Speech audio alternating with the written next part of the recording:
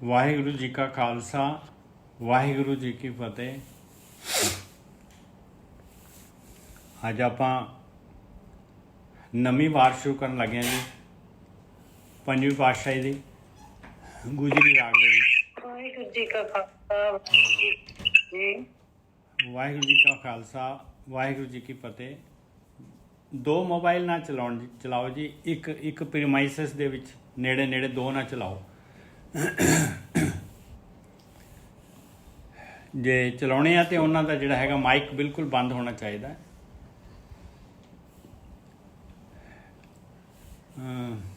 ਪੰਜਵੀਂ ਪਾਤਸ਼ਾਹੀ ਦੀ ਵਾਰ ਗੁਜਰੀ ਰਾਗ ਦੇ ਵਿੱਚ, ਔਰ ਇਹ ਵਾਰ ਜਿਹੜੀ ਹੈਗੀ ਆ ਉਹ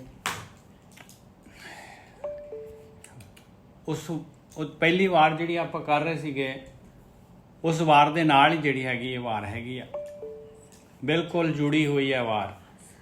ਉਸ ਦੀ ਪੌੜੀਆਂ ਖਤਮ ਹੁੰਦੀਆਂ ਤੇ ਦੂਸਰੀ ਵਾਰ ਸ਼ੁਰੂ ਹੋ ਜਾਂਦੀ ਹੈ, ਇਹ ਵਾਰ ਸ਼ੁਰੂ ਹੋ ਜਾਂਦੀ ਹੈ। ਉਹ ਵੀ 517 ਅੰਗ ਤੇ ਹੀ ਮੇਰੇ ਖਿਆਲ ਜਿਹੜਾ ਹੈਗਾ 22ਵੀਂ ਪੌੜੀ ਉਹਦੀ ਜਿਹੜੀ ਹੈ 517 ਅੰਗ ਦੇ ਉੱਤੇ ਹੀ ਖਤਮ ਹੁੰਦੀ ਆ, ਔਰ ਉਸੇ 517 ਅੰਗ ਦੇ ਉੱਤੇ 517 ਦੇ ਉੱਤੇ ਜਿਹੜੀ ਹੈ ਇਹ ਨਵੀਂ ਵਾਰ, ਦੂਸਰੀ ਵਾਰ ਇਹ ਜਿਹੜੀ ਹੈਗੀ ਪੰਜਵੀਂ ਪਾਤਸ਼ਾਹੀ ਦੀ ਸ਼ੁਰੂ ਹੋ ਰਹੀ ਹੈ। ਉਹ ਤੀਸਰੀ ਪਾਤਸ਼ਾਹੀ ਦੀ ਵਾਰ ਸੀਗੀ, ਔਰ ਇਮੀਡੀਏਟਲੀ ਜਿਹੜਾ ਹੈਗਾ ਇਹ ਪੰਜਵੀਂ ਪਾਤਸ਼ਾਹੀ ਦੀ ਵਾਰ ਹੈ। ਜਿਨ੍ਹਾਂ ਨੇ ਐਡੀਟਿੰਗ ਕੀਤੀ ਹੈ, ਜਿਨ੍ਹਾਂ ਦੀ ਸਭ ਤੋਂ ਜ਼ਿਆਦਾ ਜਿਹੜੀ ਹੈਗੀ ਇਹ ਗੁਰਬਾਣੀ ਜਿਹੜੀ ਹੈ ਸਭ ਤੋਂ ਜ਼ਿਆਦਾ ਹੈਗੀ ਹੈ ਗੁਰੂ ਗ੍ਰੰਥ ਸਾਹਿਬ ਦੇ ਵਿੱਚ। ਵਾਹਿਗੁਰੂ ਜੀ ਕਾ ਖਾਲਸਾ ਵਾਹਿਗੁਰੂ ਜੀ ਕੀ ਫਤਿਹ। ਵਾਹਿਗੁਰੂ ਜੀ ਕਾ ਖਾਲਸਾ ਵਾਹਿਗੁਰੂ ਫਤਿਹ ਜੀ। ਰਾਗ ਗੁਜਰੀ ਵਾਰ ਮਹੱਲਾ ਪੰਜਵਾਂ। ਇੱਕ ਓਂਕਾਰ ਸਤਿਗੁਰ ਪ੍ਰਸਾਦ। ਸ਼ਲੋਕ ਮਹੱਲਾ ਪੰਜਵਾਂ। ਅੰਤਰ ਗੁਰ ਆਰਾਧਨਾ ਜਿਹਵਾ ਜਪੇ ਗੁਰ ਨਾਮ। ਨੇਤਰੀ ਸਤਿਗੁਰ ਪੇਖਣਾ ਸਰਵਣੀ ਸੁਣਨਾ ਗੁਰ ਨਾਮ। ਸਤਿਗੁਰ ਸੇਤੀ ਰਤਿਆਂ ਦਰਗਹਿ ਪਾਈਏ ਠਾਉ।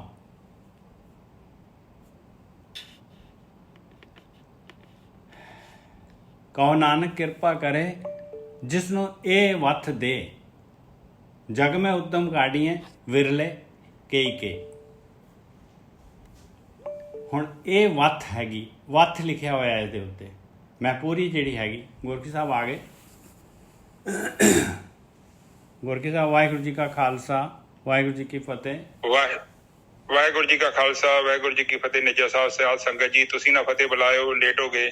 ਹਾਂਜੀ ਨਿੱਜਾ ਸਾਹਿਬ, ਆਪਾਂ ਜਿਹੜੀ ਕੱਲ ਵਾਰ ਕਰ ਰਹੇ ਸੀ 517 ਅੰਗ ਤੇ, ਉਸ ਤੋਂ ਅੱਗੇ ਜਿਹੜੀ ਹੈ ਪੰਜਵੀਂ ਪਾਤਸ਼ਾਹੀ ਦੀ ਵਾਰ ਉਹ ਲੈਣ ਲੱਗੇ ਹਾਂ ਜੀ। ਪਹਿਲੀ ਪੌੜੀ ਉਹ ਉਸੇ ਵਾਰ ਤੋਂ ਉਸੇ ਅੰਗ ਦੇ ਉੱਤੇ ਹੈਗੀ ਆ।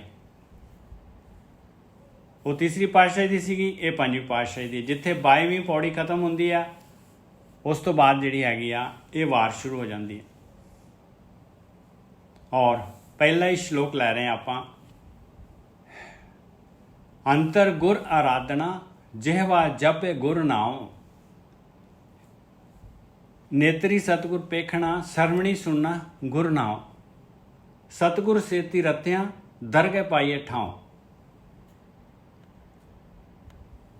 ਕਹੋ ਨਾਨਕ ਕਿਰਪਾ ਕਰੇ ਜਿਸਨੂੰ ਇਹ ਵੱਥ ਦੇ। ਜਗ ਮੈਂ ਉੱਤਮ ਕਾਢੀਏ ਵਿਰਲੇ ਕਈ ਕੇ। ਆਖਰੀ 3 ਲਾਈਨਾਂ ਪਹਿਲਾਂ ਲਾਉਂਗਾ। ਕਹਿੰਦੇ ਉੱਪਰ ਜੋ ਦੱਸਿਆ ਆ, ਉੱਪਰ ਜੋ 3 ਲਾਈਨਾਂ ਦੇ ਵਿੱਚ ਦੱਸਿਆ ਆ, ਕਹਿੰਦੇ ਜਿਹੜੀ ਇਹ ਦਾਤ ਹੈਗੀ ਆ, ਕਹੋ ਨਾਨਕ ਕਿਰਪਾ ਕਰੇ ਜਿਸਨੂੰ ਇਹ ਵੱਥ ਦੇ। ਆਹ ਕਿਰਪਾ ਮਾਲਕ ਪਰਮਾਤਮਾ ਦੀ, ਜਿਹਨੂੰ ਆਹ ਵਸਤੂ ਮਿਲ ਜਾਂਦੀ ਆ।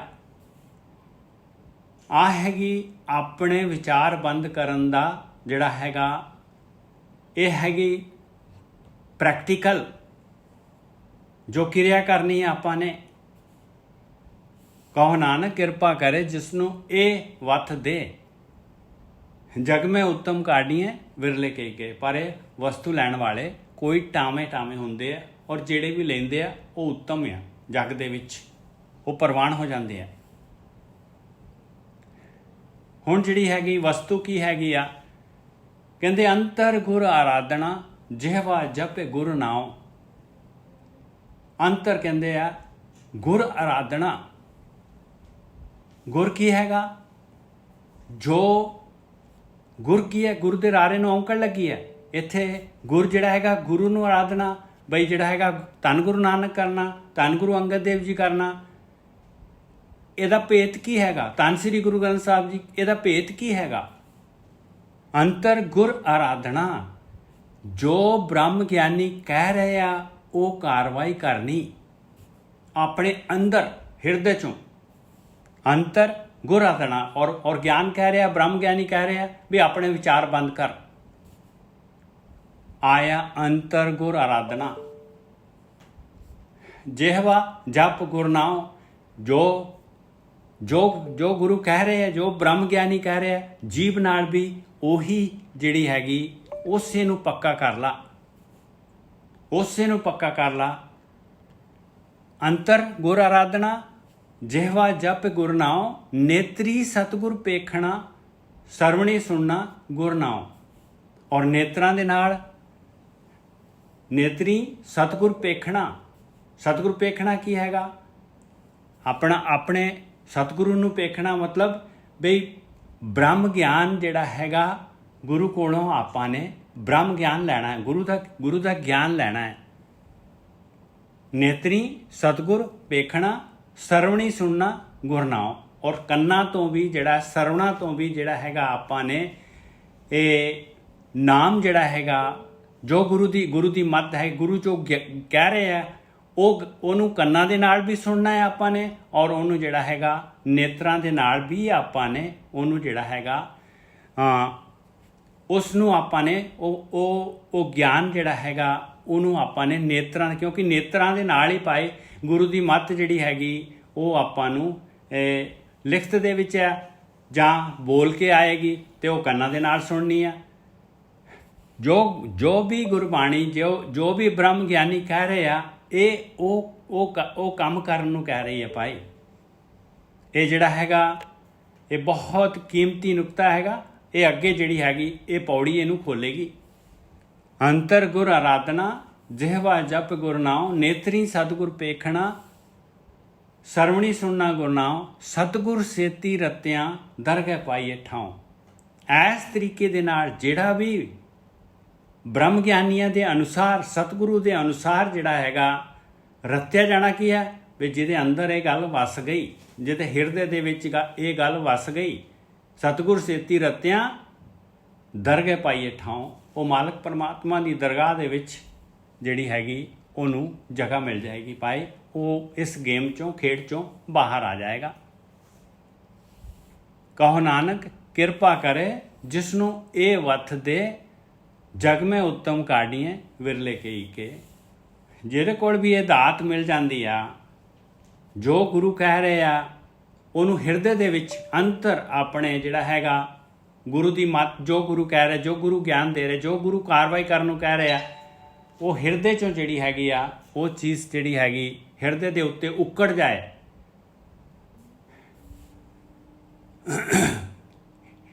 ਹਿਰਦੇ ਨਾਮ ਵਸਾਇਓ ਘਰੇ ਬੈਠੇ ਗੁਰੂ ਤੇ ਆਇਓ। ਹਿਰਦੇ 'ਚ ਵਸ ਗਿਆ, ਬਸ ਘਰ ਦੇ ਅੰਦਰ ਹੀ ਜਿਹੜੇ ਹੈਗੇ ਧਿਆਨ ਦੇ ਵਿੱਚ ਚਲੇ ਗਏ। ਗੁਰੂ ਤੇ ਆਇਓ ਦਾ ਕੀ ਮਤਲਬ ਆ ਬਈ ਧਿਆਨ ਦੇ ਵਿੱਚ ਚਲੇ ਜਾਣਾ। ਜੋ ਗੁਰੂ ਕਹਿ ਰਹੇ ਆ, ਜੋ ਬ੍ਰਹਮ ਗਿਆਨੀ ਕਹਿ ਰਹੇ ਆ, ਉਹ ਜਿਹੜੀ ਹੈਗੀ ਉਸ ਨੂੰ ਪ੍ਰੈਕਟੀਕਲ ਕਰਨਾ। ਨਾਮ ਵਸਾਇਓ ਕੀ ਹੈ ਬਈ ਨਾਮ ਦੇ ਵਾਸਤੇ ਜਿਹੜੇ ਹੈਗੇ ਸਵਾਸ ਲਾਉਣੇ ਆ। ਆਹ ਕੰਮ ਕਰਨਾ ਹੈ ਆਪਾਂ ਨੇ। ਮਾਇਆ ਦੇ ਵਾਸਤੇ, ਪਦਾਰਥਾਂ ਦੇ ਵਾਸਤੇ, ਆਕਾਰ ਦੇ ਵਾਸਤੇ ਆਪਾਂ ਨੇ ਨਹੀਂ ਜਿਹੜਾ ਹੈਗਾ ਉਧਰੋਂ ਸੰਕੋਚ ਕੇ, ਔਰ ਅਸਲੀ ਨਾਮ ਜਿਹੜਾ ਹੈਗਾ ਧਿਆਨ ਸਿਮਰਨ ਜਿਹੜਾ ਹੈਗਾ ਇਹ ਟਾਪ ਪ੍ਰਾਇੋਰਿਟੀ ਦੇ ਉੱਤੇ ਸਭ ਤੋਂ ਉੱਪਰਲਾ ਸਿਖਰਲੇ ਉਹਦੇ ਤੇ ਹੈ ਪ੍ਰਾਈਮ ਕੰਮ ਹੈ ਕਰਨ ਵਾਲਾ। ਹਾਂਜੀ ਗੋਰਖੀ ਸਾਹਿਬ।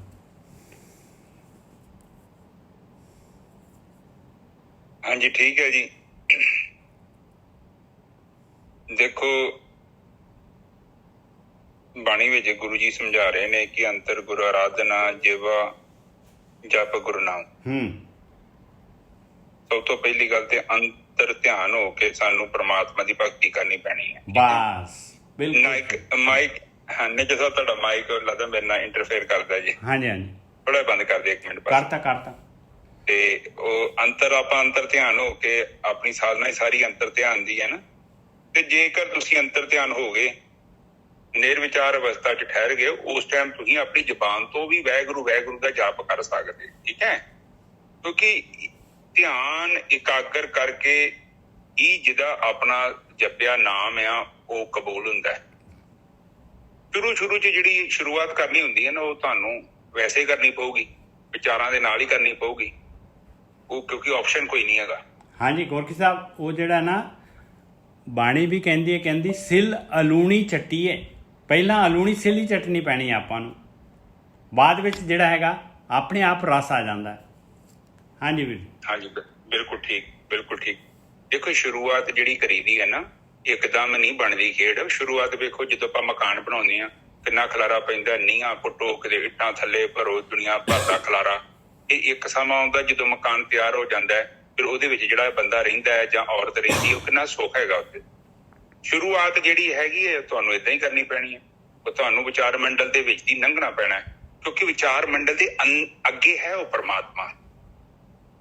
ਜ਼ਿਆਦਾਤਰ ਆਪਣਾ ਜਿਹੜਾ ਜੀਵਨ ਹੈ ਨਾ, ਵਿਚਾਰ ਮੰਡਲ ਰੋਕ ਲੈਂਦੇ ਆਪਾਂ ਨੂੰ। ਤੁਸੀਂ ਧਿਆਨ ਕੀਤਾ, ਅੱਖਾਂ ਬੰਦ ਕੀਤੀਆਂ, ਤੁਹਾਨੂੰ ਵਿਚਾਰ ਖਿੱਚ ਕੇ ਬਾਹਰ ਲਿਆਉਂਦਾ, ਤੁਹਾਡੀ ਧਿਆਨ ਨੂੰ ਅੰਦਰ ਨਹੀਂ ਜਾਣ ਦੇਵੇਗਾ। ਮੈਂ ਕਈ ਵਾਰੀ ਇਹ ਮਹਿਸੂਸ ਕਰਦਾ ਹਾਂ ਕਿ ਇਹ ਤੇ ਗ੍ਰੰਥਾਂ ਨੂੰ ਪੜ੍ਹ ਕੇ ਤੇ ਆਪਾਂ ਤੇ ਚੀਜ਼ ਨੂੰ ਲੱਭ ਲਿਆ ਹਨਾ, ਪਰ ਇਹ ਗਿਆਨ ਆਇਆ ਕਿੱਥੋਂ ਕਿ ਤੁਸੀਂ ਵਿਚਾਰ ਮੰਡਲ ਤੋਂ ਅੱਗੇ ਜਾ ਸਕਦੇ?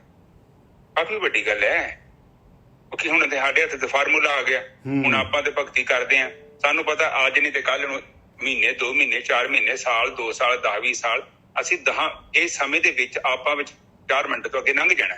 ਵੈਸੇ ਇੰਨਾ ਟਾਈਮ ਨਹੀਂ ਲੱਗਦਾ, ਪਰ ਨਾਰਮਲੀ ਆਪਾਂ ਨੂੰ ਇਸ ਚੀਜ਼ ਦਾ ਪਤਾ ਲੱਗ ਗਿਆ ਨਾ ਕਿ ਇਹੋ ਤਰੀਕਾ ਹੈ, ਭਗਤੀ ਕਰੋ ਤੇ ਵਿਚਾਰ ਮੰਡਲ ਤੋਂ ਅੱਗੇ ਲੰਘ ਜਾਓ। ਪਰ ਇਹ ਜਿਹੜੇ ਜਿੰਨੇ ਵੀ ਪਹਿਲੀ ਵਾਰੀ ਖੋਜ ਕੀਤੀ ਹੈ, ਕਾਫੀ ਕਮਾਲ ਦੀ ਖੋਜ ਹੈ। ਠੀਕ ਹੈ ਜੀ, ਇਹ ਗਿਆਨ ਸਾਰਾ ਪ੍ਰਮਾਤਮਾ ਕੋਲ ਹੀ ਆਉਂਦਾ ਹੈ, ਕਿਉਂਕਿ ਬੰਦੇ ਦੇ ਵੱਸ ਦੀ ਗੱਲ ਨਹੀਂ। ਆਪਣੇ ਘਰ ਦਾ ਜਿਹੜਾ ਰਸਤਾ ਹੈ ਨਾ, ਪ੍ਰਮਾਤਮਾ ਖੁਦ ਹੀ ਦਿਖਾਉਂਦਾ ਹੈ। ਗੁਰੂ ਨਾਨਕ ਪਾਤਸ਼ਾਹ ਜੀ ਕੋਲੋਂ ਪੁੱਛਿਆ ਕਿ ਨਾਨਕ ਤਪੇ ਦਾ ਘਰ ਦੱਸੋ। ਉਹਨਾਂ ਨੇ ਕਿਹਾ ਹਾਂ, ਮੈਂ ਤੁਹਾਨੂੰ ਲੈ ਕੇ ਜਾਂਦਾ ਨਾਨਕ ਤਪੇ ਦੇ ਘਰ। ਇਸੇ ਹੀ ਤਰ੍ਹਾਂ ਪ੍ਰਮਾਤਮਾ ਹੈ। ਦੇਖੋ ਪ੍ਰਮਾਤਮਾ ਦਾ ਘਰ ਨਾ, ਪ੍ਰਮਾਤਮਾ ਤੋਂ ਸਿਵਾ ਕੋਈ ਨਹੀਂ ਦੱਸ ਸਕਦਾ।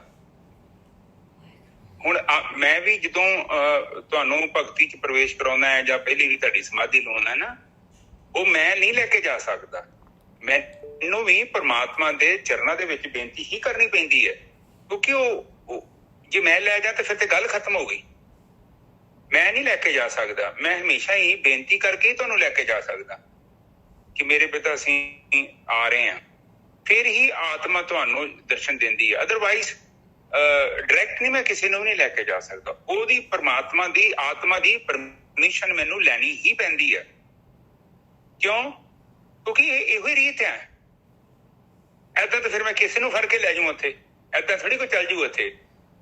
ਮੈਨੂੰ ਵੀ ਉੱਥੇ ਜਾ ਕੇ ਇੱਕ ਹਾਜ਼ਰੀ ਲਾਉਣੀ ਪੈਂਦੀ ਹੈ ਕਿ ਮੇਰੇ ਪਿਤਾ ਇਹ ਸਰੀਰ ਹੈ, ਮੈਂ ਇਹਨਾਂ ਦੀ ਭਗਤੀ ਸ਼ੁਰੂ ਕਰਾਉਣਾ ਚਾਹੁੰਦਾ। ਹੁਣ ਇਹ ਕਹਿਣ ਦੇ ਨਾਲ ਕੀ ਹੁੰਦਾ ਹੈ ਕਿ ਫਿਰ ਪ੍ਰਮਾਤਮਾ ਉਹ ਆਪੇ ਰਸਤਾ ਖੋਲ ਦਿੰਦਾ। ਤੇ ਜੇ ਮੈਂ ਨਹੀਂ ਕਰਦਾ ਅਰਦਾਸ, ਮੈਂ ਤੁਹਾਨੂੰ ਸਿੱਧਾ ਹੀ ਲੈ ਜਾ, ਮੁਸ਼ਕਿਲ ਹੈ, ਖੇਡ ਨਹੀਂ ਬਣੇਗੀ ਖੇਡ, ਕਿਉਂਕਿ ਘਰ ਤੇ ਉਹਦਾ ਨਾ ਨਿੱਜਰ ਸਾਹਿਬ। ਬਿਲਕੁਲ ਠੀਕ ਹੈ ਜੀ। ਉਹਦੀ ਮਰਜ਼ੀ ਚਾਹੀਦੀ ਹੈ, ਉਹਦੀ ਮਰਜ਼ੀ ਤੋਂ ਬਿਨਾਂ ਤੁਸੀਂ nobody can go inside। ਬਿਲਕੁਲ। ਇਹ ਅਦਰਵਾਈਜ਼ ਵਿਚਾਰ ਮੰਡਲ ਤੋਂ ਕੋਈ ਇੱਥੇ ਵਾਧੂ ਦੁਨੀਆ ਬੈਠੀ ਹੈ, ਇਹ ਕਿਉਂ ਨਹੀਂ ਬਾਬੇ ਬੂਬੇ ਚੱਲ ਜਾਂਦੇ? ਨਹੀਂ, ਏਦਾਂ ਨਹੀਂ ਜਾ ਸਕਦੇ ਤੁਸੀਂ ਪ੍ਰਮਾਤਮਾ ਨੂੰ ਰਿਕੁਐਸਟ ਕਰਨੀ ਹੈ। ਉਹ ਤੁਹਾਡੀ ਰਿਕੁਐਸਟ ਅੱਜ ਮੰਨੀ ਜਾਵੇ ਜਾਂ ਸਾਲ ਜਾਂ 10 ਸਾਲ 50 ਸਾਲ 100 ਸਾਲ ਵੀ ਲੱਗ ਸਕਦਾ ਹੈ, ਬਹੁਤ ਜਨਮ ਵੀ ਲੱਗ ਸਕਦਾ ਹੈ। ਕਿਉਂਕਿ ਆਤਮਾ ਦੇ ਵਿੱਚ ਜਿਹੜੀ ਆਪਣੀ ਐਂਟਰੀ ਹੈ ਨਾ, ਉਹ ਬਹੁਤ ਵੱਡੀ ਗੱਲ ਹੈ। ਆਤਮਾ ਦੇ ਵਿੱਚ ਐਂਟਰੀ ਉਹ ਕੋਈ ਸੂਖਮ ਤੇ ਹੈਗਾ, ਉੱਥੇ ਕੋਈ ਇਹ ਥੋੜੀ ਕਿ ਧੱਕੇ ਨਾਲ ਵੜ ਜਾਓ, ਧੱਕੇ ਨਾਲ ਤਾਂ ਕੋਈ ਨਹੀਂ ਜਾ ਸਕਦਾ। ਇਹ ਉਹਦੀ ਕਿਰਪਾ ਹੈ। ਜੇ ਤੁਹਾਨੂੰ ਨਿਰਵਿਚਾਰ ਸਮਾਧੀ ਮਿਲਦੀ ਹੈ ਨਾ, ਇਹ ਸਮਝ ਲਓ ਕਿ ਉਹਨੇ ਦਾਨ ਦਿੱਤਾ ਹੈ ਤੁਹਾਨੂੰ। ਕੋਈ ਬ੍ਰਹਮ ਦੇ ਵਿੱਚ ਕੋਈ ਜਾ ਨਹੀਂ ਸਕਦਾ, ਪਰ ਬ੍ਰਹਮ ਦੇ ਅੰਦਰ ਉਹ ਗੁਪਤ ਹੈ। ਉਹ ਤੁਸੀਂ 5 ਤੱਤਾਂ 'ਚ ਜੀਵਨ ਬਤੀਤ ਕਰ ਸਕਦੇ, ਜੋ 5 ਤੱਤਾਂ ਨੂੰ ਅਨੁਭਵ ਕਰ ਸਕਦੇ। ਜੋ ਆਤਮਾ ਦੇ ਵਿੱਚ ਜਾਣਾ, ਇਹ ਕੇਵਲ ਪ੍ਰਮਾਤਮਾ ਦੀ ਹੀ ਮਰਜ਼ੀ ਹੈ। ਉਹ ਤੁਹਾਨੂੰ ਪਰਮਿਸ਼ਨ ਦਿੰਦਾ ਹੈ। ਜਦੋਂ ਤੁਸੀਂ ਵੇਖਿਆ ਨਾ ਕਿ ਤੁਸੀਂ ਆਮ ਹੀ ਕਿਸੇ ਦਫ਼ਤਰ 'ਚ ਜਾਓ ਤੇ ਉੱਥੇ ਪੀਐਨ ਰੋਕ ਲੈਂਦਾ ਤੇ ਉਹ ਕਹਿੰਦਾ ਕਿ ਬਈ ਕਿੱਧਰ ਆਏ ਜੋ, ਆਪਾਂ ਕਹਿੰਦੇ ਸਰ ਨੂੰ ਮਿਲਣਾ, ਉਹ ਕਹਿੰਦਾ ਕੋਈ ਸਲਿੱਪ ਸਲੂਪ ਹੈਗੀ, ਸਰ ਬਹੁਤ ਵੱਡੇ ਨੇ, ਇੱਥੇ ਆਮ ਬੰਦੇ ਨੂੰ ਅਲਾਉ ਨਹੀਂ ਕਰਦੇ। ਫਿਰ ਆਪਾਂ ਆਪਣਾ ਨਾਮ ਲਿਖਦੇ ਹਾਂ, ਮੋਬਾਈਲ ਨੰਬਰ ਲਿਖਦੇ ਹਾਂ, ਫਿਰ ਦੱਸੀਦਾ ਕਿ ਮੈਂ ਫਲਾਣੇ ਪਿੰਡ ਤੋਂ ਆਇਆ। ਫਿਰ ਉਹ ਸਾਹਿਬ ਨੂੰ ਦਿੰਦੇ ਆ, ਸਾਹਿਬ ਕਹਿੰਦੇ ਹਾਂਜੀ ਆਉਂਦੇ ਨੇ ਅੰਦਰ। ਆਪ ਪ੍ਰਮਾਤਮਾ ਨੂੰ ਮਿਲ ਜਾ ਰਹੇ ਜੋ। ਇਹ ਕੋਈ ਦਫ਼ਤਰ ਦਾ ਸਾਹਿਬ ਨਹੀਂ ਹੈ, ਉਹ ਸੰਸਾਰ ਦਾ ਸਾਹਿਬ ਹੈ, ਇਜ਼ ਅ ਬੌਸ। ਤੇ ਉਹ ਫਿਰ ਜਾ ਕੇ ਆਪਾਂ ਬੰਦਗੀ ਦੇ ਰਾਹੀਂ ਸਮਝ ਲਓ ਕਿ ਆਪਾਂ ਕੋਸ਼ਿਸ਼ ਕਰਦੇ ਹਾਂ, ਕਿਉਂਕਿ ਵਿਚਾਰ ਮੰਡਲ 'ਚ ਤੁਸੀਂ ਲੰਘ ਨਹੀਂ ਸਕਦੇ। ਤਪ ਤੇ ਹੈਗਾ ਨਹੀਂ ਆਪਣੇ ਕੋਲ। ਤਪ ਕਰ ਲਿਆ ਫਿਰ ਤੇ ਕਬੀਰ ਸਾਹਿਬ ਕਹਿੰਦੇ ਨੇ ਮੁਕਤ ਦਵਾਰ ਮੋਖਲਾ ਤੇ ਸਹਿਜੇ ਆਓ ਜਾਓ। ਫਿਰ ਤੇ ਗੱਲ ਉਹਦੇ ਹੋਰ ਹੋ ਗਈ ਨਾ। ਪਰ ਸ਼ੁਰੂਆਤ ਜਿਹੜੀ ਪਹਿਲੀ ਐਂਟਰੀ ਹੈ ਇਹ ਉਹਦੀ ਮਰਜ਼ੀ, ਠੀਕ ਹੈ ਜੀ। ਬਾਣੀ 'ਚ ਵੀ ਕਿਹਾ ਹੈ ਆਵਣ ਦੇਵੇ ਤੇ ਆਵਾਂ। ਨਿਜਰ ਸਾਹਿਬ ਬਿਲਕੁਲ ਬਿਲਕੁਲ ਇਹੀ ਹੈ, ਆਵਣ ਦੇ ਤਾਂ ਆਵਾਂ। ਬਿਲਕੁਲ ਸਹੀ, ਇਹੀ ਤੋਂ ਉਹ ਪੁੱਛਦੇ ਨੇ ਕਹਿਣਾ ਹੀ ਕੰਮ। ਹਾਂ, ਇਹ ਮੈਂ ਵੀ ਨਹੀਂ ਕਹਿ ਰਿਹਾ, ਮੈਨੂੰ ਪਤਾ ਬਾਣੀ ਨੇ ਵੀ ਕਹਿ ਦੇਣਾ ਹੈ, ਕਿਉਂਕਿ ਦੈਟ ਇਜ਼ ਦਾ ਵੇ। ਤੁਸੀਂ ਆਪਣੀ ਮਰਜ਼ੀ ਨਾਲ ਨਹੀਂ ਜਾ ਸਕਦੇ, ਠੀਕ ਹੈ ਜੀ। ਤੁਸੀਂ ਦਰਵਾਜ਼ੇ ਤੇ ਜਾ ਸਕਦੇ, ਪਰ ਕਿਉਂਕਿ ਵਿਚਾਰ ਮੰਡਲ ਜਿਹੜਾ ਹੈਗਾ ਨਾ ਉਹ ਵਾਚਮੈਨ ਆ ਪਰ ਬ੍ਰਹਮ ਦੇ ਕੋਲ ਬੈਠਾ ਹੋਇਆ ਹੈ। ਉਹ ਕਹਿੰਦਾ ਫਿਕਰ ਨਾ ਕਰੋ, ਮੈਂ ਨਹੀਂ ਕਿਸੇ ਨੂੰ ਆਉਣ ਦਿੰਦਾ, ਇੱਥੇ ਹੀ ਰੋਕ ਲਾਂਗਾ ਸਾਰਿਆਂ ਨੂੰ, ਉੱਥੇ ਅੱਗੇ ਜਾਣ ਹੀ ਨਹੀਂ ਦਿੰਦਾ। ਕਾਮ ਕ੍ਰੋਧ ਲੋਭ ਮੋਹ ਹੰਕਾਰ ਦਾ ਇੱਕ ਉੱਥੇ ਪਹਿਰਾ ਹੈ ਵਿਚਾਰ ਮੰਡਲ ਦੇ ਵਿੱਚ। ਤੁਹਾਡਾ ਧਿਆਨ ਜੇ ਉੱਥੇ ਚੱਲ ਗਿਆ ਫਿਰ ਤੇ ਤੁਸੀਂ ਬ੍ਰਹਮ ਗਿਆਨੀ ਬਣ ਗਏ, ਠੀਕ ਹੈ ਜੀ। ਦੇਖੇ ਜੀ, ਆਹ ਦੇਖੋ ਅੰਤਰ ਗੁਰ ਆਰਾਧਨਾ ਜੀਵਾ ਜਪਿਓ ਨਾਮ। ਪ੍ਰਮਾਤਮਾ ਦਾ ਧਿਆਨ ਆਪਾਂ ਅੰਤਰ ਧਿਆਨ ਕਰਕੇ ਉਹ ਤੁਸੀਂ ਮੂੰਹ ਦੇ ਨਾਲ ਵੀ ਜਪ ਸਕਦੇ ਜੋ, ਬਾਕੀ ਅੰਤਰ ਧਿਆਨ ਹੋ ਕੇ ਵੀ ਜ਼ੁਬਾਨ ਹਿੱਲੀ ਤੋਂ ਬਿਨਾਂ ਵੀ ਤੁਸੀਂ ਭਗਤੀ ਕਰ ਸਕਦੇ, ਠੀਕ ਹੈ। ਫਿਰ ਅਗਲੇ ਬਣੇ ਦੇਖੀਏ ਨੇਤਰ ਸਤਿਗੁਰ ਵੇਖਣਾ ਸਰਵਣੀ ਸੁਣਨਾ ਗੁਰਨਾਮ। ਹੁਣ ਇੱਥੇ ਚੀਜ਼ ਆਪ ਸਮਝੋ, ਇੱਥੇ ਨਾ ਸਤਿਗੁਰ ਦੀ ਗੱਲ ਆ ਗਈ, ਉੱਤੇ ਗੁਰੂ ਲਿਖਿਆ। ਦੇਖੋ ਨਾਰਮਲੀ ਆਪਾਂ ਕਿਸੇ ਨਾਲ ਗੱਲਬਾਤ ਕਰਦੇ ਆ ਨਾ, ਤੇ ਨਾਰਮਲੀ ਆਪਾਂ ਚਾਹੁੰਦੇ ਕਿ ਅਗਲਾ ਬੰਦਾ ਸਾਡੀਆਂ ਅੱਖਾਂ 'ਚ ਅੱਖਾਂ ਪਾਵੇ ਤੇ ਸਾਡੀ ਗੱਲ ਸੁਣੇ। ਤੇ ਜੇ ਕੋਈ ਬੰਦਾ ਮੋਬਾਈਲ ਤੋਂ ਉਂਗਲਾਂ ਮਾਰੀ ਜਾ ਰਿਹਾ, ਤੁਸੀਂ ਉਹਦੇ ਲਾਗੇ ਬੋਲ ਰਹੇ ਜੋ, ਇਹਦਾ ਮਤਲਬ ਕਿ ਉਸ ਬੰਦੇ ਦਾ ਧਿਆਨ ਤੁਹਾਡੇ 'ਚ ਨਹੀਂ। ਜੇ ਤੁਸੀਂ ਮੋਬਾਈਲ ਤੋਂ ਉਂਗਲਾਂ ਮਾਰ ਰਹੇ ਜੋ, ਦੂਜਾ ਬੰਦਾ ਬੋਲ ਵੀ ਰਿਹਾ, ਤੁਹਾਡਾ ਧਿਆਨ ਮੋਬਾਈਲ 'ਚ ਹੈ, ਨਾ ਕਿ ਉਸ ਬੰਦੇ 'ਚ। ਇਸ ਕਰਕੇ ਜਦੋਂ ਵੀ ਇਹ ਬਾਣੀ ਦੇ ਵਿੱਚ ਕੁਝ ਦੱਸਿਆ ਜਾਂਦਾ ਹੈ ਤੇ ਬੜਾ ਕਲੈਰਿਟੀ ਨਾਲ, ਬੜੀ ਸਫਾਈ ਦੇ ਨਾਲ ਸਾਨੂੰ ਸਮਝਾਇਆ ਜਾਂਦਾ ਹੈ ਕਿ ਉਹ ਕਹਿੰਦੇ ਕਿ ਤੁਸੀਂ ਧਿਆਨ ਰੱਖੋ ਆਪਣਾ, ਜਿੱਥੋਂ ਵੀ ਕੋਈ ਗਿਆਨ ਸੁਣ ਰਹੇ ਜੋ। ਹੁਣ ਤੁਸੀਂ ਸਾਡੀ ਗੱਲ ਵੀ ਸੁਣਦੇ ਜੋ ਤੇ ਤੁਹਾਡਾ ਧਿਆਨ ਇੱਥੇ ਹੋਣਾ ਚਾਹੀਦਾ। ਤੇ ਜੇ ਤੁਸੀਂ ਵਿੱਚ ਭਾਂਡੇ ਭੁੰਡੇ ਵੀ ਮਾਂਜੀ ਜਾ ਰਹੇ ਜੋ ਜਾਂ ਕੋਈ ਹੋਰ ਕੰਮ ਕਰ ਰਹੇ ਜੋ, ਉਹਦੇ ਨਾਲ ਕੀ ਹੁੰਦਾ ਕਿ 3-4 ਟਾਸਕਾਂ ਚੱਲਣ ਦੀਆਂ ਨੇ, ਤੁਹਾਡਾ ਜਿਹੜਾ ਧਿਆਨ ਆ ਉਹ ਵੰਡਿਆ ਗਿਆ। ਇਹ ਮਤਲਬ ਹੁਣ ਤੁਸੀਂ ਇੱਕ ਕੱਪ ਦੇ ਵਿੱਚ ਚਾਹ ਪਾ ਸਕਦੇ ਜੋ, ਤੇ ਹੁਣ ਤੁਸੀਂ 3-4 ਕੱਪਾਂ 'ਚ ਇੱਕੋ ਵਾਰੀ ਚਾਹ ਪਾਉਣ ਦੀ ਕੋਸ਼ਿਸ਼ ਵੀ ਕਰੋਗੇ ਤੇ ਉਹ ਇੰਨਾ ਸਕਸੈਸਫੁਲ ਨਹੀਂ ਹੋਏਗਾ। It is not very practical, ਠੀਕ ਹੈ। ਤੇ ਇਹ ਚੀਜ਼ ਹੈਗੀ ਹੈ। ਫਿਰ ਇਸੇ ਕਰਕੇ ਧਿਆਨ ਤੁਹਾਡਾ ਹੋਣਾ ਚਾਹੀਦਾ ਜੀ। ਤੇ ਫਿਰ ਅਗਲੇ ਕਹਿੰਦੇ ਸਤਿਗੁਰੂ ਸੇਤੀ ਰੱਤਿਆ ਦਰਗਾਹ ਪਾਇਓ, ਦਰਗਾਹ ਪਾਈਏ ਠਾਉ। ਬਈ ਗੁਰੂ ਦੇ ਨਾਲ ਜਿਹੜਾ ਧਿਆਨ ਦੇ ਨਾਲ ਜਿਹੜਾ ਜਦੋਂ ਆਪਾਂ ਪ੍ਰਮਾਤਮਾ ਦੇ ਵਿੱਚ ਪ੍ਰਵੇਸ਼ ਕਰਦੇ ਹਾਂ, ਫਿਰ ਉਹਦਾ ਰੰਗ ਸਾਡੇ ਤੇ ਚੜ ਜਾਂਦਾ ਹੈ। ਜੋ ਗਿਆਨ ਕਹਿ ਰਹੇ, ਜੋ ਗੁਰੂ ਕਹਿ ਰਹੇ ਹੈ ਨਾ, ਜੇ ਆਪਾਂ ਉਹਨਾਂ ਦੇ ਵਿੱਚ ਰੱਤੇ ਗਏ, ਉਹਨਾਂ ਦੀ ਗੱਲ ਜਿਹੜੀ ਹੈਗੀ ਆਪਾਂ ਨੇ ਧਿਆਨ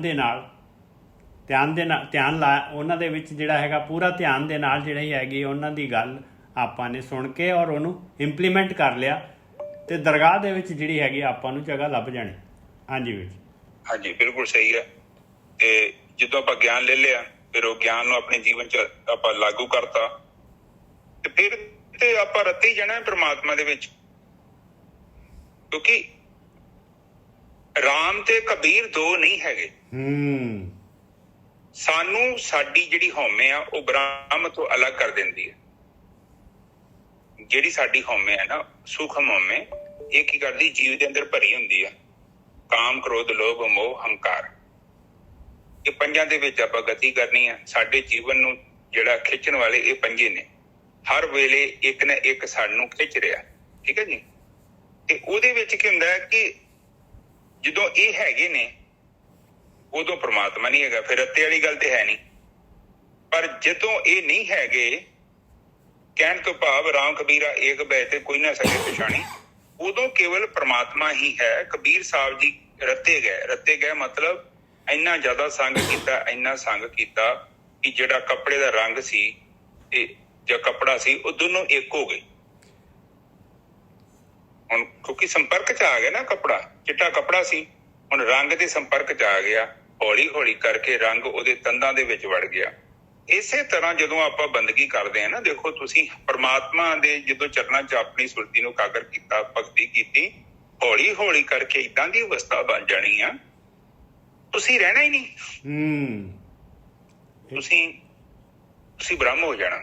ਇਹ ਗੋਰਖੀ ਸਾਹਿਬ ਇਹ ਜਿਹੜਾ ਨਾ, ਇਹ ਐਕਚੁਅਲੀ ਜਿਹੜਾ ਪਰਮਾਤਮਾ ਨੇ ਜਿਹੜਾ ਹੈ ਨਾ, ਹਉਮੈ ਨਾਮ ਦੀ ਚੀਜ਼ ਜਿਹੜੀ ਹੈਗੀ ਆਪਾਂ ਨੂੰ ਇਹ ਸਰੀਰ ਦਿੱਤਾ ਹੈ, ਤੇ ਇਹੀ ਤਾਂ ਹਉਮੈ ਹੈਗੀ ਆ। ਆਪਾਂ ਨੇ ਆਪਣੇ ਆਪ ਨੂੰ ਸਰੀਰ ਮੰਨ ਲੈਣਾ, ਬਸ ਇਹੀ ਹਉਮੈ ਆ। ਬਸ ਇਹਦੇ ਕਾਰਨ ਆਪਣੀ ਆਈਡੈਂਟੀਟੀ ਬਣ ਗਈ, ਔਰ ਆਪਾਂ ਜਿਹੜੇ ਹੈਗੇ ਮਾਲਕ ਤੋਂ ਵੱਖ ਆਪਣੀ ਹਸਤੀ ਆਪਾਂ ਨੇ ਬਣਾ ਲਈ। ਬਸ ਇਸੇ ਨੂੰ ਇਹੀ ਗੇਮ ਹੈਗੀ ਆ ਵੀ ਆਪਣੇ ਆਪ ਨੂੰ ਜਿਹੜਾ ਹੈਗਾ ਇਹ ਪੰਜਾਂ ਤੱਤਾਂ ਦੀ ਰਚਨਾ ਤੋਂ ਜਿਹੜਾ ਹੈਗਾ ਇਹਦੇ ਵਿੱਚ ਰਹਿ ਕੇ, ਔਰ ਇਸ ਤੋਂ ਜਿਹੜਾ ਹੈਗਾ ਅਟੰਕ ਹੋਣਾ ਹੈ। ਬਸ ਆਹ ਗੇਮ ਹੈਗੀ। ਹਾਂਜੀ ਵੀਰ। ਹਾਂਜੀ ਦੇਖੋ ਨਿੱਜਰ ਸਾਹਿਬ, ਜਿਹੜਾ ਜੀਵ ਤੇ ਆਤਮਾ, ਹੁਣ ਜੀਵ ਆਤਮਾ ਇਹ ਦੋਨੋਂ ਇਕੱਠੇ ਨੇ। ਜੀਵ ਜਦੋਂ ਆਤਮਾ ਦਾ ਤਿਆਗ ਕਰ ਦਿੰਦਾ, ਫਿਰ ਆਤਮਾ ਦੇ ਵੱਲ ਕੀ ਕਰਦਾ ਕਿ ਆਪਣੀ ਪਿੱਠ ਕਰ ਲੈਂਦਾ। ਇਹ ਕਾਮ ਕ੍ਰੋਧ ਲੋਭ ਮੋਹ ਹੰਕਾਰ ਨੂੰ ਫੜ ਲੈਂਦਾ। ਨਿੱਜਰ ਸਾਹਿਬ ਮਾਈਕ 1 ਮਿੰਟ ਬੰਦ ਕਰ ਲੈ। ਤੇ ਹੁਣ ਜਦੋਂ ਉਸ ਅਵਸਥਾ ਚ ਜੀਵ ਚੱਲ ਜਾਂਦਾ, ਫਿਰ ਇਹ ਚ ਹਉਮੈ ਪ੍ਰਗਟ ਹੋ ਜਾਂਦੀ ਹੈ। ਜਿੰਨੀ ਜ਼ਿਆਦਾ ਸਾਡੇ ਅੰਦਰ ਹਉਮੈ ਹੈ ਨਾ, ਅਸੀਂ ਓਨਾ ਹੀ ਪ੍ਰਮਾਤਮਾ ਤੋਂ ਦੂਰ ਹੋ ਜਾਂਦੇ। ਜਿਵੇਂ ਜਿਵੇਂ ਸਾਡੇ ਅੰਦਰੋਂ ਹਉਮੈ ਦਾ ਜਿਹੜਾ ਪਾਰਾ ਹੈ ਉਹ ਘਟਦਾ ਜਾਂਦਾ ਹੈ, ਥੱਲੇ ਉਤਰਦਾ ਜਾਂਦਾ ਹੈ, ਓਨਾ ਹੀ ਅਸੀਂ ਜਿੱਦਾਂ ਵੇਖਿਆ ਪਾਰੇ ਦਾ ਇੱਕ ਸੋਰਸ ਹੈਗਾ ਥੱਲੇ, ਤੇ ਇੱਕ ਪਾਰਾ ਜਿਹੜਾ ਉਹ ਥਰਮਾਮੀਟਰ ਤਾਂ ਚੜ ਜਾਂਦਾ। ਹੁਣ ਜਦੋਂ ਅਸੀਂ ਹਉਮੈ ਚ ਆਪਣਾ ਜੀਵਨ ਬਤੀਤ ਕਰਦੇ ਹਾਂ, ਫਿਰ ਆਪਾਂ ਪਰੇ ਹੋ ਜਾਂਦੇ ਹਾਂ ਆਪਣੇ ਮੇਨ ਸੋਰਸ ਤੋਂ। ਭਗਤੀ ਨੇ ਕੇਵਲ ਸਾਡੀ ਹਉਮੈ ਨੂੰ ਨਸ਼ਟ ਕਰਨਾ ਹੈ, ਕਿਉਂਕਿ ਜਦ ਤੱਕ ਭੋਗੀ ਹੈਗਾ ਨਾ, ਤੇ ਤਦ ਤੱਕ ਅੰਦਰਲਾ ਜੋਗੀ ਪ੍ਰਗਟ ਨਹੀਂ ਹੋਣਾ। ਇਸ ਕਰਕੇ ਭੋਗੀ ਨੇ ਜਦੋਂ ਨਸ਼ਟ ਹੋਣਾ ਹੈ, ਤੇ ਨਸ਼ਟ ਹੋਣ ਦਾ ਮਤਲਬ ਹੀ ਇਹੋ ਹੀ ਹੈ ਕਿ ਮਨ ਜਦੋਂ ਆਪਣੇ ਔਗਣਾਂ ਨੂੰ ਨਸ਼ਟ ਕਰਦਾ ਨਾ, ਇਹਨੂੰ ਬੜਾ ਆਨੰਦ ਆਉਂਦਾ ਹੈ। ਸ਼ੁਰੂ ਚ ਜਿਹੜਾ ਮਨ ਹੈ ਨਾ, ਮਨ ਬੜਾ ਭੱਜਦਾ ਹੈ, ਪਰ ਬਾਅਦ ਦੇ ਵਿੱਚ ਜਦੋਂ ਇਹਨੂੰ ਸੁੱਖ ਮਿਲਦਾ ਹੈ, ਕਿਉਂਕਿ ਮਨ ਵੀ ਤੇ ਚਾਹੁੰਦਾ ਹੈ ਨਾ ਕਿ ਆਤਮਾ ਨੂੰ ਮੈਂ ਲੱਭਾਂ। ਮਨ ਦੀ ਜਿਹੜੀ ਗਤੀ ਹੈ ਉਹ ਪਦਾਰਥਾਂ ਦੇ ਵੱਲ ਹੈ, ਕਿਉਂਕਿ ਮਨ ਜਿਹੜਾ ਹੈ, ਮਨ ਉਹਨਾਂ ਸੁੱਖਾਂ ਨੂੰ ਜਾਣਦਾ, ਛੋਟੇ ਮੋਟੇ ਸੁੱਖਾਂ ਨੂੰ। ਜਿਹੜਾ ਆਤਮਾ ਦਾ ਸੁੱਖ ਆ, ਉੱਥੇ ਮਨ ਬਿਲਕੁਲ ਹੀ ਆਤਮਾ ਚ ਲੀਨ ਹੋ ਜਾਂਦਾ, ਔਰ ਉਸ ਲੀਨ ਹੋਣ ਦੇ ਵਿੱਚ ਹੀ ਮਨ ਨੂੰ ਚੈਨ ਮਿਲਦਾ ਹੈ। ਓਦਾਂ ਮਨ ਨੂੰ ਕੋਈ ਚੈਨ ਨਹੀਂ ਹੈ। ਤੁਸੀਂ ਅੱਖਾਂ ਬੰਦ ਕੀਤੀਆਂ, ਵੇਖੋ ਵਿਚਾਰ ਚੱਲਦੇ, ਤੁਸੀਂ ਰਾਤ ਨੂੰ ਸੌਣ ਲਈ ਗਏ, ਤੇ ਰਾਤ ਨੂੰ ਮਨ ਨੇ ਆਪਣਾ ਇੱਕ ਸੰਸਾਰ ਬਣਾ ਲੈਣਾ, ਸਭ ਨਕਲੀ। ਪਤਾ ਨਹੀਂ ਕਿੱਥੋਂ ਫਰਿੱਜਾਂ, ਟੀਵੀ, ਕਿੱਥੋਂ ਟ੍ਰੇਨਾਂ ਬਣਾ ਲੈਂਦੇ ਨੇ। ਨਿੱਜਰ ਸਾਹਿਬ, ਕਿੰਨਾ ਪਾਵਰਫੁਲ ਮਨ ਹੋਊਗਾ। ਬਿਲਕੁਲ ਸਹੀ ਗੱਲ ਹੈ ਜੀ। ਆਪ ਜਦੋਂ ਸੁਪਨੇ ਦੇ ਵਿੱਚ ਹੁੰਦੇ ਜੋ, ਤੇ ਇਹ ਜਗਤ ਝੂਠਾ ਹੋ ਜਾਂਦਾ ਜੀ। ਉਸ ਟਾਈਮ ਤੇ ਤੁਹਾਨੂੰ ਕੁਝ ਨਹੀਂ ਪਤਾ ਕਿ ਮੈਂ ਸੁਪਨਾ ਦੇਖ ਰਿਹਾ, ਤੁਹਾਨੂੰ ਉਹ ਸਾਰਾ ਕੁਝ ਅਸਲੀ ਲੱਗਦਾ। ਤੇ ਜਦੋਂ ਆਪਾਂ ਉੱਠ ਜਾਂਦੇ ਹਾਂ, ਫਿਰ ਉਹ ਝੂਠ ਹੋ ਜਾਂਦਾ ਤੇ ਇਹ ਸੱਚ ਹੋ ਜਾਂਦਾ। ਮਨ ਕਿੰਨਾ ਪਾਵਰਫੁਲ ਹੈ। ਠੀਕ ਹੈ, ਆਪ ਸੋਚ ਲਓ ਕਿ ਉਹਦੀ ਚਿੰਤਨ ਸ਼ਕਤੀ ਕਿੰਨੀ ਪਾਵਰਫੁਲ ਚ ਹੋਇਆ। ਸਾਰਾ ਕੁਝ ਬਣਾ ਕੇ ਬੈਠਾ ਹੁੰਦਾ। ਇੱਥੋਂ ਤੱਕ ਜਿੰਨੇ ਵੀ ਬੰਦੇ ਹੋਣਗੇ, ਹਰ ਇੱਕ ਦਾ ਡਾਇਲੋਗ ਵੀ ਬੋਲੇ। ਹਾਂਜੀ ਨਿੱਜਰ ਸਾਹਿਬ, ਅੱਗੇ ਚੱਲੀਏ। ਆਪ ਕਹਿਣਾ ਚਾਹੁੰਦੇ ਕੁਛ? ਬਸ ਇਹ ਹੈਗੀ ਭਾਈ ਭਗਤੀ, ਔਰ ਇਹ ਵਸਤੂ ਹੈਗੀ, ਇਹ ਹੈਗੀ ਦਾਤ ਜਿਹੜੀ ਮਾਲਕ ਜਿਹੜਾ ਹੈਗਾ ਆਪਣੇ ਕੋਲ ਰੱਖਦਾ ਹੈ, ਔਰ ਜਿਹੜਾ ਮੰਗਦਾ ਆ ਉਹਨੂੰ ਦਿੰਦਾ ਹੈ, ਔਰ ਦਿੰਦਾ ਹੈ ਬ੍ਰਹਮ ਗਿਆਨੀਆਂ ਦੇ ਥਰੂ, ਸਤਿਗੁਰੂ ਦੇ ਥਰੂ। ਕਹੋ ਨਾਨਕ ਕਿਰਪਾ ਕਰੇ ਜਿਸਨੂੰ ਇਹ ਵੱਧੇ, ਜਗ ਮੈਂ ਉੱਤਮ ਕਾਢੀ ਹੈ ਵਿਰਲੇ ਕਹੀ ਗਏ। ਔਰ ਜਗ ਦੇ ਵਿੱਚ ਇਹ ਦਾਤ ਲੈਣ ਵਾਲੇ ਜਿਹੜੇ ਹੈਗੇ ਬਹੁਤ ਹੀ ਟਾਵੇਂ ਹੈਗੇ। ਇਸ ਤੋਂ ਅੱਗੇ ਜਿਹੜਾ ਹੈਗਾ ਸ਼ਲੋਕ 5ਵੀਂ ਪਾਤਸ਼ਾਹੀ ਦਾ, ਮਹੱਲਾ 5ਵਾਂ। ਰੱਖੇ ਰੱਖਣਹਾਰ ਆਪ ਉਬਾਰਿਆਨ। ਇਹ ਪੂਰੀ ਦਾ ਪੂਰਾ ਦੱਸ ਰਿਹਾ ਵੀ ਮਾਲਕ ਪਰਮਾਤਮਾ ਨੇ ਕਿਸ ਤਰ੍ਹਾਂ ਦਾ ਸਿਸਟਮ ਬਣਾਇਆ ਹੋਇਆ ਆ। ਕਿਸੇ ਨੂੰ ਕੱਢਣਾ ਹੈਗਾ ਤੇ ਉਹ ਕਿਸ ਤਰੀਕੇ ਦੇ ਨਾਲ ਕੱਢੂਗਾ ਮਾਲਕ ਪਰਮਾਤਮਾ। ਕੀ ਕਰੂਗਾ ਉਹ ਮਾਲਕ ਪਰਮਾਤਮਾ? ਜਿਹੜਾ ਨਿਕਲਣਾ ਚਾਹੁੰਦਾ ਹੈ, ਜਿਹੜਾ ਮਾਲਕ ਪਰਮਾਤਮਾ ਦੇ ਵੱਲ ਨੂੰ ਜਿਹੜਾ ਹੈਗਾ ਉਹ ਕਹਿੰਦਾ ਬਾਪੂ ਮੈਨੂੰ ਤੂੰ ਚੁੱਕ, ਰੱਖੇ ਰੱਖਣਹਾਰ, ਕਹਿੰਦੇ ਉਹਨੇ ਰੱਖਣਾ ਹੈ ਭਾਈ, ਉਹਦੇ ਕੋਲ ਪਾਵਰ ਹੈ ਰੱਖਣ ਦੀ। ਆਪ ਉਬਾਰਿਆਨ, ਆਪ ਜਿਹੜਾ ਹੈਗਾ ਸੰਸਾਰ ਸਮੁੰਦਰ ਦੇ ਵਿੱਚ ਪਾਉਣ ਵਾਲਾ ਮਾਲਕ ਪਰਮਾਤਮਾ ਆਪ ਹੈਗਾ, ਔਰ ਸੰਸਾਰ ਸਮੁੰਦਰ ਦੇ ਵਿੱਚੋਂ ਕੱਢਣ ਵਾਲਾ ਵੀ ਮਾਲਕ ਪਰਮਾਤਮਾ ਆਪ ਹੀ ਹੈਗਾ, ਹੋਰ ਕੋਈ ਨਹੀਂ ਕੱਢ ਸਕਦਾ। ਗੁਰ ਕੀ ਪੈਰੀ ਪਾਏ ਕਾਜ ਸਵਾਰਿਆਨ, ਕਿਵੇਂ ਸਵਾਰਦਾ ਹੈ ਕਾਜ? ਕਹਿੰਦੇ ਬ੍ਰਹਮ ਗਿਆਨੀਆਂ ਨੂੰ ਮਿਲਾਉਂਦਾ ਹੈ ਪਾਏ। ਗੁਰ ਕੀ ਪੈਰੀ ਕੀ ਆ? ਬ੍ਰਹਮ ਗਿਆਨੀਆਂ ਦੇ ਪੈਰਾਂ ਤੇ ਬ੍ਰਹਮ ਗਿਆਨੀਆਂ ਦੀ ਗੱਲ ਮੰਨ ਲੈਣੀ, ਜੋ ਉਹ ਕਹਿ ਰਹੇ ਆ, ਤੇ ਕਾਜ ਕਹਿੰਦੇ ਸਵਾਰ ਦੇਗਾ, ਕੱਢ ਲਏਗਾ। ਉਹ ਕਾਜ ਕੀ ਹੈਗਾ? ਬਈ ਨਿਕਲਣਾ ਹੈ ਅਸੀਂ ਮਾਇਆ ਤੋਂ, ਪਤਾ ਸੰਸਾਰ ਤੋਂ। ਹੋ ਆਪ ਦਿਆਲ ਮਨ ਹੋ ਨਾ ਵਿਸਾਰਿਆਨ, ਜਦੋਂ ਮਾਲਕ ਪੈਰੀ ਪਾਏ ਮਤਲਬ ਉਹਨਾਂ ਦੇ ਰਸਤੇ ਕਦਮ ਤੇ ਚਲਾ ਦਿੰਦਾ ਹੈ। ਹਾਂ ਬਿਲਕੁਲ, ਜੋ ਕਹਿ ਰਹੇ ਆ ਉਹ ਕੰਮ ਕਰ ਰਹੇ। ਹੋ ਆਪ ਦਿਆਲ ਮਨ ਹੋ ਨਾ ਵਿਸਾਰਿਆਨ, ਇਸ ਤਰ੍ਹਾਂ ਉਹ ਮਾਲਕ ਪਰਮਾਤਮਾ ਜਿਸ ਦੇ ਉੱਤੇ ਦਿਆਲ ਹੋ ਗਿਆ, ਉਹਦੇ ਮਨ ਤੋਂ ਜਿਹੜਾ ਹੈਗਾ ਭਗਤੀ ਜਿਹੜੀ ਹੈਗੀ, ਆਤਮਾ ਜਿਹੜੀ ਹੈਗੀ ਆ, ਪਰਮਾਤਮਾ ਜਿਹੜਾ ਹੈਗਾ ਉਹਦਾ ਧਿਆਨ ਨਹੀਂ ਵਿਸਰਦਾ। ਸਾਧ ਜਨਾ ਕੇ ਸੰਗ ਪੌਜਲ ਤਾਰਿਆਨ, ਇਹ ਸੰਸਾਰ ਸਮੁੰਦਰ ਜਿਹੜਾ ਹੈਗਾ ਆ ਸਾਧ ਸੰਗਤ ਹੈ। ਸਾਧ ਸੰਗਤ ਦੇ, ਸਾਧ ਜਨਾਂ ਦੀ ਸੰਗਤ ਦੇ ਨਾਲ ਜਿਹੜਾ ਹੈਗਾ ਉਹ ਜਿਹੜਾ ਹੈਗਾ ਉਹ ਇਸ ਸੰਸਾਰ ਸਮੁੰਦਰ ਤੋਂ ਪਾਰ ਚਲੇ ਜਾਂਦਾ ਹੈ ਭਾਈ। ਸਾਧ ਜਨਾਂ ਦਾ ਸੰਗ ਕੀ ਹੈ? ਕਿਉਂਕਿ ਮਨ ਪਤੰਦਰ ਜਿਹੜਾ ਹੈ, ਇਕੱਲਾ ਜਿਹੜਾ ਹੈਗਾ, ਜੇ ਸਾਧ ਸੰਗਤ ਨਹੀਂ ਕਰਾਂਗੇ ਆਪਾਂ ਤੇ ਮਨ ਭਾਰੂ ਪੈ ਜਾਏਗਾ ਆਪਣੇ ਉੱਤੇ। ਸਾਧ ਸੰਗਤ ਦੇ ਨਾਲ ਹੀ ਜਿਹੜਾ ਹੈਗਾ ਆਪਾਂ ਜਿਹੜੇ ਹੈਗੇ ਇਹ ਮਨ ਜਿਹੜਾ ਹੈਗਾ ਸਾਧ ਸੰਗਤ ਦੀ ਰੋੜ ਦੇ ਵਿੱਚ ਹੀ ਰੁੜਿਆ ਜਾਂਦਾ ਹੈ ਭਾਈ। ਸਾਕਤ ਨਿੰਦਕ ਦੁਸ਼ਟ ਖਿਨ ਮਾਹੇ ਵਿਦਾਰਿਆਨ, ਜਿਹੇ ਜੇ ਵੀ ਸਾਕਤ ਹੋਣ, ਰੱਬ ਤੋਂ ਟੁੱਟੇ ਹੋਣ, ਨਿੰਦਕ ਹੋਣ, ਦੁਸ਼ਟ ਹੋਣ, ਖਿਨ ਦੇ ਵਿੱਚ ਕਹਿੰਦੇ ਆ ਉਹਨਾਂ ਨੂੰ ਜਿਹੜਾ ਹੈਗਾ ਮਾਲਕ ਪਰਮਾਤਮਾ ਵਿਦਾਰ ਦਿੰਦਾ ਹੈ, ਬਈ ਤਾਰ ਕਰ ਦਿੰਦਾ ਹੈ। ਜੇ ਔਰ ਇਸ ਰਸਤੇ ਦੇ ਉੱਤੇ ਕੋਈ ਵੀ ਹੋਏ, ਜਿਹੜਾ ਮਰਜ਼ੀ ਜਿਹੜਾ ਹੈਗਾ, ਕੋਈ ਸਾਕਤ ਹੋਏ, ਕੋਈ ਨਿੰਦਕ ਹੋਏ, ਦੁਸ਼ਟ ਹੋਏ, ਜਿਹੇ ਜਿਹਾ ਮਰਜ਼ੀ ਹੋਏ, ਜੇ ਉਹ ਚਾਹੇ ਕਿ ਮੈਂ ਜਿਹੜਾ ਹੈਗਾ ਇਹ ਆਤਮ ਵੱਲ ਯਾਤਰਾ ਕਰਨਾ ਚਾਹੁੰਦਾ ਹੈ, ਜੇ ਉਹਦੀ ਇੱਛਾ ਹੈ, ਤੇ ਉਹਨੂੰ ਜਿਹੜਾ ਹੈਗਾ ਉਹਦੇ ਅੰਦਰੋਂ ਜਿਹੜੀ ਹੈਗੀ ਇਹ ਔਗੁਣ ਜਿਹੜੇ ਹੈਗੇ ਦੂਰ ਹੋ ਜਾਂਦੇ ਆ। ਤਿਸ ਸਾਹਿਬ ਕੀ ਟੇਕ ਨਾਨਕ ਮਨੇ ਮਾਹੇ, ਉਸ ਮਾਲਕ ਪਰਮਾਤਮਾ ਦੀ ਟੇਕ ਜਿਹੜੀ ਹੈਗੀ, ਉਸ ਸਾਹਿਬ ਦਾ ਆਸਰਾ ਜਿਹੜਾ ਹੈਗਾ, ਉਹਦਾ ਆਸਰਾ ਕੀ ਹੈਗਾ? ਉਹਦਾ ਧਿਆਨ ਸਿਮਰਨ, ਉਹਦੀ ਯਾਦ। ਜਿਸ ਸਾਹਿਬ ਕੀ ਟੇਕ ਨਾਨਕ ਮਨੇ ਮਾਹੇ, ਜਿਸ ਸਿਮਰਤ ਸੁਖ ਹੋਏ ਸਗਲੇ ਦੁੱਖ ਜਾਹੇ। ਕਹਿੰਦੇ ਉਸ ਮਾਲਕ ਦਾ ਧਿਆਨ ਕਰਨ ਦੇ ਨਾਲ, ਉਹਨੂੰ ਸਮਰਨ ਕਰਨ ਦੇ ਨਾਲ ਸਾਰੇ ਦੇ ਸਾਰੇ ਦੁੱਖ ਜਿਹੜੇ ਹੈਗੇ ਦੂਰ ਹੋ ਜਾਂਦੇ ਆ। ਹਾਂਜੀ ਵੀਰ ਜੀ।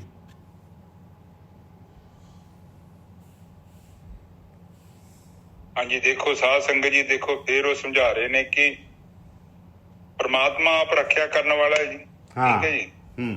ਦੇਖੋ ਰੱਖਿਆ ਕਰਨ ਵਾਲਾ ਪ੍ਰਮਾਤਮਾ ਹੀ ਹੈ।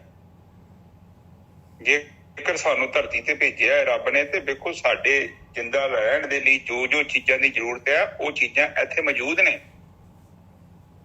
ਜੇ ਸਾਨੂੰ ਹਵਾ ਦੀ ਲੋੜ ਹੈ ਤੇ ਹਵਾ ਮੌਜੂਦ ਹੈ, ਜੇ ਸਾਨੂੰ ਆਕਾਸ਼ ਦੀ ਲੋੜ ਹੈ ਤੇ ਆਕਾਸ਼ ਮੌਜੂਦ ਹੈ, ਜੇ ਪਾਣੀ ਦੀ ਲੋੜ ਹੈ ਤੇ ਪਾਣੀ ਮੌਜੂਦ ਹੈ, ਜੇ ਧਰਤੀ ਦੀ ਲੋੜ ਹੈ ਤੇ ਧਰਤੀ ਮੌਜੂਦ।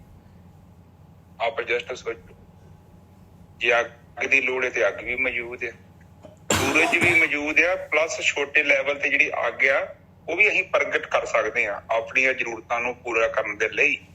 ਆਪ ਜਸਟ ਸੋਚੋ ਕਿ ਤੁਹਾਡਾ ਕੋਈ ਕੰਮ ਰੁਕਿਆ?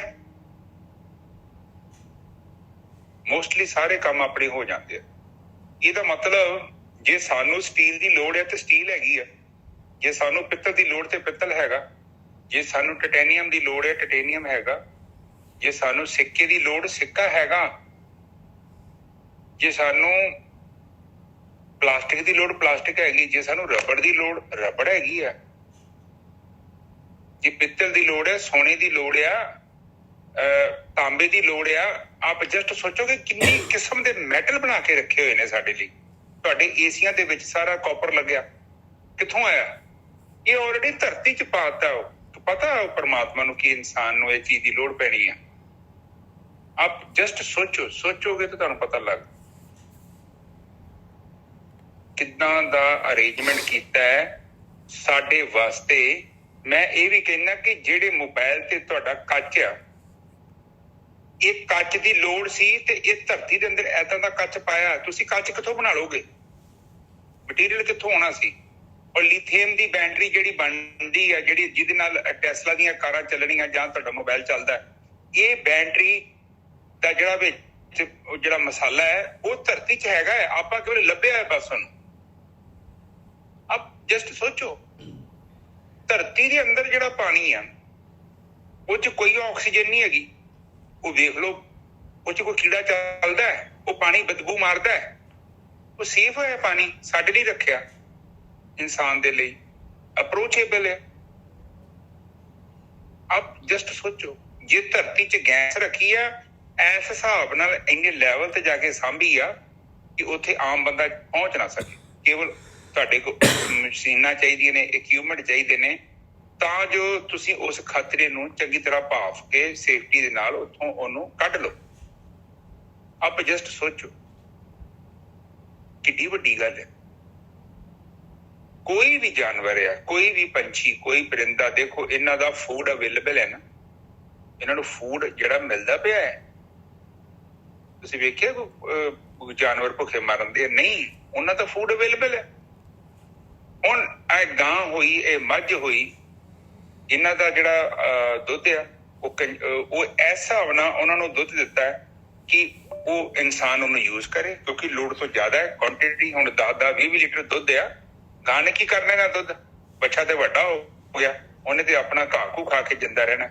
ਪਰ ਉਹ ਸਾਰੀਆਂ ਫੈਸਿਲਿਟੀਆਂ ਸਾਡੇ ਲਈ ਨੇ, ਉਹ ਸਾਡੀ ਜ਼ਰੂਰਤ ਲਈ ਆ। ਇੱਥੋਂ ਤੱਕ ਕਿ ਜਿਹੜੇ ਪ੍ਰੋਪਰ ਪਲਾਂਟ ਲੱਗੇ ਹੋਏ ਨੇ ਨਾ, ਜਿੰਨੇ ਤੁਹਾਡੇ ਆਲੇ ਦੁਆਲੇ ਵੇਖੋ ਕਿੰਨੇ ਪਲਾਂਟ ਆ, ਇਹ ਪਲਾਂਟ ਵੀ ਸਾਡੀ ਜ਼ਰੂਰਤ ਪੂਰੀ ਕਰਦੇ ਆ। ਉਹ ਗੱਲ ਵੱਖਰੀ ਆ, ਸਾਨੂੰ ਪਤਾ ਨਹੀਂ ਕੀ ਕਰ ਰਹੇ ਨੇ, ਅਸੀਂ ਤੇ ਨਹੀਂ ਨਾ ਪਰਵਾਹ ਕਰਦੇ, ਅਸੀਂ ਸੋਚਦੇ ਸਾਰੇ ਰੁੱਖ ਆ। ਏਦਾਂ ਨਹੀਂ ਹੈਗਾ, ਇਹ ਡਿਫਰੈਂਟ ਰੁੱਖ ਨੇ, ਇਹਨਾਂ ਦਾ ਅਲੱਗ-ਅਲੱਗ ਪਰਪਸ ਆਫ ਲਾਈਫ ਹੈ। ਜਿੱਦਾਂ ਸਾਡਾ ਪਰਪਸ ਆਫ ਲਾਈਫ ਆ। ਹੁਣ ਦੇਖੋ, ਤੁਹਾਨੂੰ ਇਹ ਸਭ ਤੋਂ ਔਖਾ ਸਵਾਲ ਮੈਂ ਪੁੱਛਿਆ ਕਿ ਜ਼ਿੰਦਗੀ ਦਾ ਮਕਸਦ ਹੀ ਕੀ ਹੈ? What is the purpose of life? ਇਹ ਸਵਾਲ ਦਾ ਜਵਾਬ ਲੋਕੀ ਬਹੁਤ ਘੱਟ ਦੇ ਸਕਦੇ, ਦਿੰਦੇ ਤੇ ਬਹੁਤ ਜ਼ਿਆਦਾ ਹੈ, ਬਟ ਕੰਪਲੀਟ ਨਹੀਂ ਹੈਗਾ। ਸਾਡਾ ਪਰਪਸ ਆਫ ਲਾਈਫ ਕੀ ਹੈ ਕਿ ਜਿਹੜਾ ਅਸੀਂ ਗੜਬੜ ਕਰ ਬੈਠੇ ਆ ਉਹਨੂੰ ਸਹੀ ਕਰਨਾ ਹੈ। ਦੇਖੋ, ਹਰ ਇੱਕ ਕੰਮ ਕਰਨ ਵਾਸਤੇ, ਦੇਖੋ ਮੈਂ ਇੱਥੇ ਬੈਠਾ, ਮੇਰੇ ਤੋਂ ਜੋ ਕੁਦਰਤ ਨੇ ਕੰਮ ਕਰਾਉਣੇ ਆ ਨਾ, ਉਹ ਮੇਰੇ ਤੋਂ, ਉਹ ਕੁਦਰਤ ਇੱਛਾ ਕਰਦੀ ਹੈ ਕਿ ਚਰਨਜੀਤ ਉਹ ਕੰਮ ਕਰੇਗਾ। ਚਰਨਜੀਤ ਬੇਈਮਾਨ ਹੋ ਜੇ, ਨਾ ਕਰੇ, ਇਮਤਿਹਾਨ ਚੋਂ ਪਾਸ ਨਹੀਂ ਹੋ ਸਕਦਾ। ਹਰ ਇੱਕ ਬੰਦੇ ਦਾ ਇੱਕ ਅਲੱਗ-ਅਲੱਗ ਜੌਬ ਹੈ। ਜਦੋਂ ਤੁਸੀਂ ਦੇਖਿਆ ਨਹੀਂ, ਤੁਹਾਡਾ ਘਰ ਨੂੰ ਤਰਖਾਨ ਨਹੀਂ ਬਣਾ ਸਕਦਾ, ਉਹਦੇ ਲਈ ਤੁਹਾਨੂੰ ਦੂਜੇ ਵੀ ਚਾਹੀਦੇ ਨੇ, ਮੈਸਨ ਚਾਹੀਦਾ ਹੈ, ਫਿਰ ਪਲੰਬਰ ਚਾਹੀਦਾ ਹੈ, ਫਿਰ ਇਲੈਕਟ੍ਰੀਸ਼ੀਅਨ ਚਾਹੀਦਾ ਹੈ, ਮਤਲਬ ਕਿੰਨੇ ਕਿਸਮ ਦੇ ਲੋਕ ਚਾਹੀਦੇ ਨੇ, ਫਿਰ ਇੱਕ ਘਰ ਬਣਦਾ ਹੈ। ਟਾਈਲਾਂ ਲਾਉਣ ਦੇ ਲਈ ਇੱਕ ਟਾਈਲ ਲਾਉਣ ਵਾਲਾ ਬੰਦਾ ਵੱਖਰਾ ਚਾਹੀਦਾ ਹੈ ਨਾ। ਇਹ ਹੁਣ ਇਹ ਸਾਰੀ ਜਿਹੜੀ ਜੋ ਵੀ ਚੀਜ਼ ਹੈਗੀ ਹੈ, ਇਹਦਾ ਮਤਲਬ ਕਿ it is a team job. ਹੁਣ ਸਾਡਾ ਵੀ ਇੱਥੇ ਧਰਤੀ ਤੇ ਕੋਈ ਨਾ ਕੋਈ ਮਕਸਦ ਹੈਗਾ, ਹਨਾ। ਜ਼ਿਆਦਾਤਰ ਜਿਹੜਾ ਬੰਦਾ ਹੈ ਉਹ ਮਕਸਦ ਨੂੰ ਭੁੱਲ ਜਾਂਦਾ ਹੈ। ਹੁਣ ਜੇ ਤੁਹਾਡੇ ਚੋਂ ਕੋਈ ਕਲਰਕ ਹੈ, ਕੋਈ ਸਿਪਾਹੀ ਹੈ, ਕੋਈ ਚਪੜਾਸੀ ਹੈ, ਕੋਈ ਵਕੀਲ ਹੈ, ਕੋਈ ਜੱਜ ਹੈ, ਇਹ ਸਭ ਤੁਹਾਨੂੰ ਡਿਊਟੀਆਂ ਮਿਲੀਆਂ ਨੇ।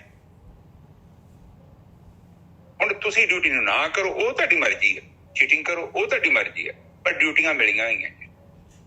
ਇਸ ਗੱਲ ਨੂੰ ਜਿੰਨਾ ਛੇਤੀ ਆਪਾਂ ਸਮਝ ਲਾਂਗੇ, ਓਨੇ ਆਪਾਂ ਸੌਖੇ ਹੋ ਜਾਵਾਂਗੇ। ਜਿੰਨਾ ਆਪਾਂ ਇਸ ਜੌਬ ਤੋਂ ਭੱਜਦੇ ਹਾਂ, ਚਾਹੇ ਮਾਂ ਦੀ ਜੌਬ ਮਿਲੀ ਹੈ, ਹੁਣ ਤੁਹਾਨੂੰ ਪਿਓ ਦੀ ਜੌਬ ਮਿਲੀ ਹੈ, ਭੈਣ ਦੀ ਜੌਬ ਮਿਲੀ, ਭਰਾ ਦੀ ਜੌਬ ਮਿਲੀ, ਪਤੀ ਦੀ ਜੌਬ ਮਿਲੀ, ਹਸਬੈਂਡ ਦੀ ਜੌਬ ਮਿਲੀ, ਵਾਈਫ ਦੀ ਜੌਬ ਮਿਲੀ। ਇਹ ਕਾਫੀ ਹੱਦ ਤੱਕ ਤੁਸੀਂ ਸਾਰੇ ਬੰਦਿਆਂ ਨੂੰ ਨਹੀਂ ਮਿਲਦੇ। ਮੈਂ ਹੁਣ ਸਵੇਰੇ ਮੈਂ ਆਪਣੀ ਸਾਲੀ ਨੂੰ ਲੈ ਕੇ ਗਿਆ ਸਾਂ ਤੇ ਮੈਂ ਇਹਨੂੰ ਕਿਹਾ ਕਿ ਦੇਖ ਗੁੱਡੀ, ਇਹਦੇ ਸਾਹਮਣੇ ਕਿੰਨੇ ਕਰੋੜਾਂ ਲੋਕ ਤੁਰੇ ਫਿਰਦੇ ਆ, ਆਪਾਂ ਇਹਨਾਂ ਨੂੰ ਜਾਣਦੇ ਵੀ ਨਹੀਂ ਨਾ, ਆਪਾਂ ਇਹਨਾਂ ਨੂੰ ਮਿਲਦੇ ਆ। ਕਿਉਂਕਿ ਸਾਡਾ ਜਿਹੜਾ ਮਿਲਨ ਆ ਉਹ ਸਰਟਨ ਲੋਕਾਂ ਦੇ ਨਾਲ ਹੀ ਹੁੰਦਾ ਹੈ, ਕਿਉਂਕਿ ਜਿਨ੍ਹਾਂ ਦੇ ਨਾਲ ਸਾਡਾ ਕੋਈ ਡੀਲਿੰਗ ਹੈਗਾ, ਜਿਨ੍ਹਾਂ ਦੇ ਨਾਲ ਸਾਡਾ ਕੋਈ ਬਿਜ਼ਨਸ ਹੈਗਾ। ਅਦਰਵਾਈਜ਼ ਆਪਾਂ ਜਾਣਦੇ ਹੀ ਨਹੀਂ। ਇੱਥੋਂ ਤੱਕ ਤੁਸੀਂ ਗੁਆਂਢ, ਤੁਸੀਂ ਵੇਖੋ ਤੁਹਾਡੇ ਨੇਬਰ ਤੇ ਕੋਈ ਲੋਕ ਰਹਿੰਦੇ ਹੋਣਗੇ, ਕੋਈ 10 ਸਾਲ ਤੋਂ, ਕੋਈ 15 ਸਾਲ ਤੋਂ, 20 ਸਾਲ ਤੋਂ, ਯੂ ਡੋਂਟ ਨੋ, ਨਾ ਤੁਸੀਂ ਉਹਨਾਂ ਨੂੰ ਮਿਲਦੇ। ਇੱਥੋਂ ਤੱਕ ਕਿ ਤੁਸੀਂ ਉਹਨਾਂ ਦੇ ਘਰ ਦੀ ਚਾਹ ਵੀ ਨਹੀਂ ਪੀ ਸਕਦੇ। ਮੈਂ ਚੈਲੰਜ ਕਰਦਾ ਜੀ, ਨਹੀਂ ਪੀ ਸਕਦੇ। ਤੁਸੀਂ ਇੰਨੇ ਐਸੇ ਘਰਾਂ ਦੇ ਲਾਗੇ ਰਹਿੰਦੇ ਹੋਵੋਗੇ, ਤੁਸੀਂ ਹੈਲੋ ਹਾਈ ਕੀਤੀ ਹੋਗੀ, ਪਰ ਤੁਸੀਂ ਕਿਤੇ ਚਾਹ ਦਾ ਜਾਂ ਚਾਹ ਪਾਣੀ ਵੀ ਨਹੀਂ ਪੀਣ ਗਏ ਹੋਗੇ। ਬਹੁਤ ਲੈਸ, ਬਹੁਤ ਰੇਅਰ ਹੁੰਦਾ ਹੈ।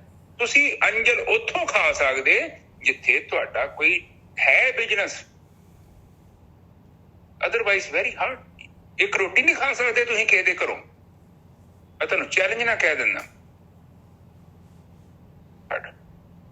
ਪੈਸੇ ਦਾ ਵੀ ਲੈਣ you are doing certain people, ਕੁਛ ਐਸੇ ਬੰਦੇ ਨੇ ਜਿਨ੍ਹਾਂ ਦਾ ਤੁਹਾਡੇ ਨਾਲ ਕੋਈ ਬਿਜ਼ਨਸ ਹੈ, ਤੁਸੀਂ ਉਹਦੇ ਨਾਲ ਕਰਦੇ। ਅਦਰਵਾਈਜ਼ ਸਰਵਨ ਜੀ ਆਪ ਹਾਂਜੀ ਹਾਂਜੀ ਮੈਂ म्यूट करता जी। हाँ माइक का ऑन हो गया। हाँ, मैं म्यूट देखिए ਆਪਾਂ ਪਤਾ ਕਿ ਇਹ ਚੀਜ਼ ਨੂੰ ਸਮਝੀਏ, ਸਾਡਾ ਲੈਣਾ ਦੇਣਾ ਹੈ ਤੇ ਆਪਾਂ ਕਰਦੇ ਹਾਂ। ਜੇਕਰ ਤੁਸੀਂ ਕਿਸੇ ਨਾਲ ਮੈਰਿਜ ਕਰ ਲਈ ਹੈ, ਇਹਦਾ ਮਤਲਬ ਕਿ ਤੁਹਾਡਾ ਕੋਈ ਲੈਣਾ ਦੇਣਾ ਹੈ। Otherwise Nijjar Sahib it is possible ਨਹੀਂ ਨਹੀਂ, ਬਿਲਕੁਲ ਨਹੀਂ ਪੋਸੀਬਲ। ਜਿੱਥੇ ਜਿੱਥੇ ਆਪਣੇ ਸੰਜੋਗ ਆ ਉੱਥੇ ਉੱਥੇ ਹੀ ਹੋਣੇ ਆ ਭਾਈ, ਉੱਥੇ ਉੱਥੇ ਹੀ ਜਾਣਾ ਹੈ ਆਪਾਂ ਨੇ। ਤੁਸੀਂ ਭੱਜ ਕੇ ਵੇਖ ਲਓ, ਬਿਲਕੁਲ ਭੱਜ ਵੀ ਨਹੀਂ ਸਕਦੇ, ਉਹ ਤੇ ਉੱਥੇ ਚੀਖ ਖਲੋਤੀ ਹੈ। ਕਈ ਲੋਕ ਚੀਕਾਂ ਮਾਰਦੇ, ਭਗਵੰਤ ਮਾਨ ਵਰਗੇ ਭੱਜ ਵੀ ਜਾਂਦੇ ਆ, ਪਰ ਮੈਂ ਕਹਿੰਦਾ ਉਹ ਚੀਜ਼ ਉੱਥੇ ਖਲੋਤੀ ਹੈ। ਤੂੰ ਭੱਜ ਜਾ, ਜੋ ਮਰਜ਼ੀ ਕਰ ਲੈ, ਇੱਥੇ ਕੋਸ਼ਿਸ਼ ਕਰੋ ਕਿ ਜਿਹੜਾ ਵੀ ਹੈ ਉਹਨੂੰ ਕੰਪਲੀਟ ਕਰੋ। ਪਿਕਚਰ ਚ ਅੱਧ ਚ ਤੁਸੀਂ ਭੱਜ ਨਹੀਂ ਸਕਦੇ, ਤੁਸੀਂ ਕਰੈਕਟਰ ਨੂੰ ਕੱਢ ਨਹੀਂ ਸਕਦੇ ਵਿੱਚੋਂ, ਉਹਦਾ ਰੋਲ ਉੱਥੇ ਰੁਕ ਜਾਣਾ। ਠੀਕ ਹੈ ਜੀ।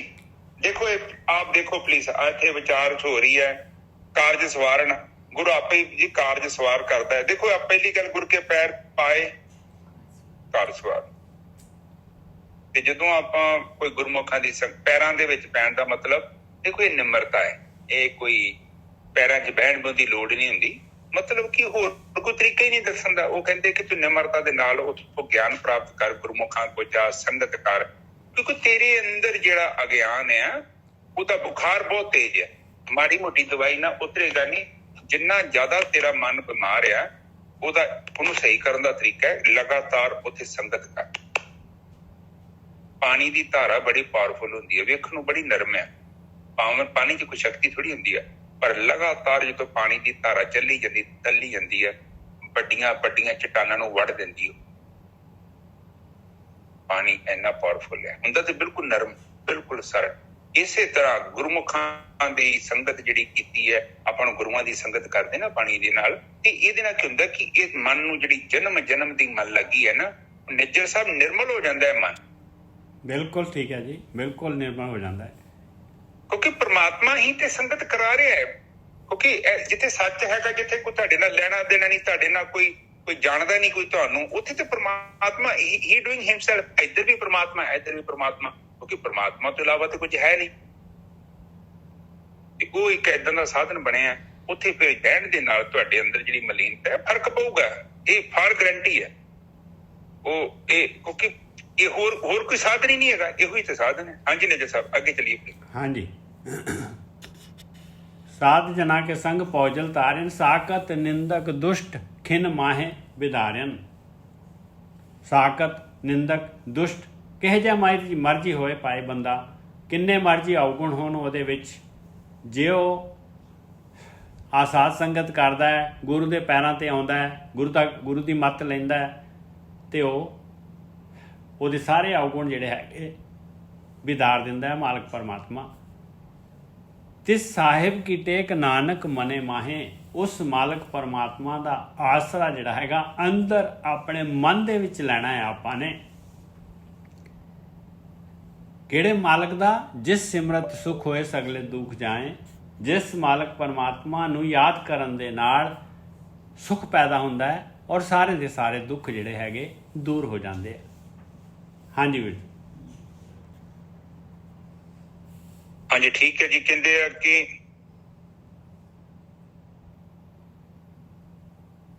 ਉਹ ਪਰਮਾਤਮਾ ਦੀ ਸੰਗਤ ਜਦੋਂ ਆਪਾਂ ਜਾਂਦੇ ਆ ਤੇ ਉਹ ਦੇਖੋ ਸਾਧ ਜਨਾ ਕੇ ਸੰਗ, ਉਹ ਸਾਧ ਕਹਿ ਲਓ, ਕੋਈ ਤੁਸੀਂ ਪਰਮਾਤਮਾ ਹੀ ਕਹਿ ਲਓ, ਇੱਕੋ ਹੀ ਗੱਲ ਹੈ। ਕਿਉਂਕਿ ਗਿਆਨ ਤੇ ਪਰਮਾਤਮਾ ਦਾ ਇਕਰਾਰ ਹੀ ਹੈ। ਸੰਗਤ ਹੋਰ ਆਪਣੀ ਗੱਲ ਤੇ ਥੋੜੀ ਕਰਦੀ ਹੈ ਕਿ ਮੇਰੇ ਘਰ ਜਾਂ ਕੀ ਹੋ ਰਿਹਾ ਜਾਂ ਕੀ ਲੈਣਾ ਦੇਣਾ। ਉਹ ਜੋ ਵੀ ਗਿਆਨ ਦੇ ਰਹੇ ਨੇ, ਜੋ ਵੀ ਗੱਲਾਂ ਬਾਤਾਂ ਕਰ ਰਹੇ ਨੇ, ਤੇ ਪਰਮਾਤਮਾ ਦੀਆਂ ਗੱਲਾਂ ਕਰਦੇ ਆ। ਤੇ ਜਦੋਂ ਆਪਾਂ ਪਰਮਾਤਮਾ ਦੇ ਗਿਆਨ ਨੂੰ ਲੈਂਦੇ ਆ ਤੇ ਫਿਰ ਕੀ ਹੁੰਦਾ, ਤੇ ਭਵਸਾਗਰ ਤੋਂ ਬੰਦਾ ਪਾਰ ਲੰਘ ਜਾਂਦਾ ਜੀ। ਤੁਸੀਂ ਭਵਸਾਗਰ ਤੋਂ ਤਾਰ ਉਦੋਂ ਹੀ ਲੰਘੋਗੇ ਜਦੋਂ ਤੁਹਾਨੂੰ ਸੱਚੀ ਪਰਮਾਤਮਾ ਦਾ ਗਿਆਨ ਹੋ ਗਿਆ। ਕਹਿੰਦੇ ਸਾਖਤ ਨਿੰਦਕ ਦੁਸ਼ਟ, ਉਹ ਕਹਿੰਦੇ ਜਿੱਦਾਂ ਦਾ ਮਰਜ਼ੀ ਭਾਵੇਂ ਬੰਦਾ ਹੋਵੇ ਤੇ ਉਹਨੇ ਤੈਰ ਜਾਣਾ। ਕਿਉਂ ਤੈਰ ਜਾਣਾ?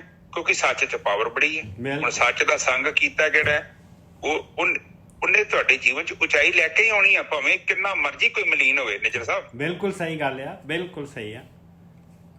ਦੇਖੋ ਕਿੰਨਾ ਮਰਜ਼ੀ ਗੰਦਾ ਚਿੱਤ ਹੋਵੇ ਤੇ ਸੰਗਤ ਦੇ ਵਿੱਚ ਜਦੋਂ ਬੰਦਾ ਗਿਆ ਤਾਂ ਉਹਦੇ 'ਚ ਚੇਂਜ ਆ ਜਾਣਾ ਹੈ, ਬਦਲਾਵ ਆ ਜਾਣਾ ਹੈ। ਪਰ ਇੱਕ ਗੱਲ ਹੈਗੀ ਆ, ਸੰਗਤ ਉਹਨਾਂ ਮਨੁੱਖਾਂ ਦੀ ਕੀਤੀ ਹੀ ਜ਼ਿੰਦਗੀ 'ਚ ਕਾਮਯਾਬ ਹੈ ਜਿਨ੍ਹਾਂ ਦੇ ਪੱਲੇ ਥੋੜਾ ਬਹੁਤਾ ਸੱਚ ਹੁੰਦਾ ਹੈ।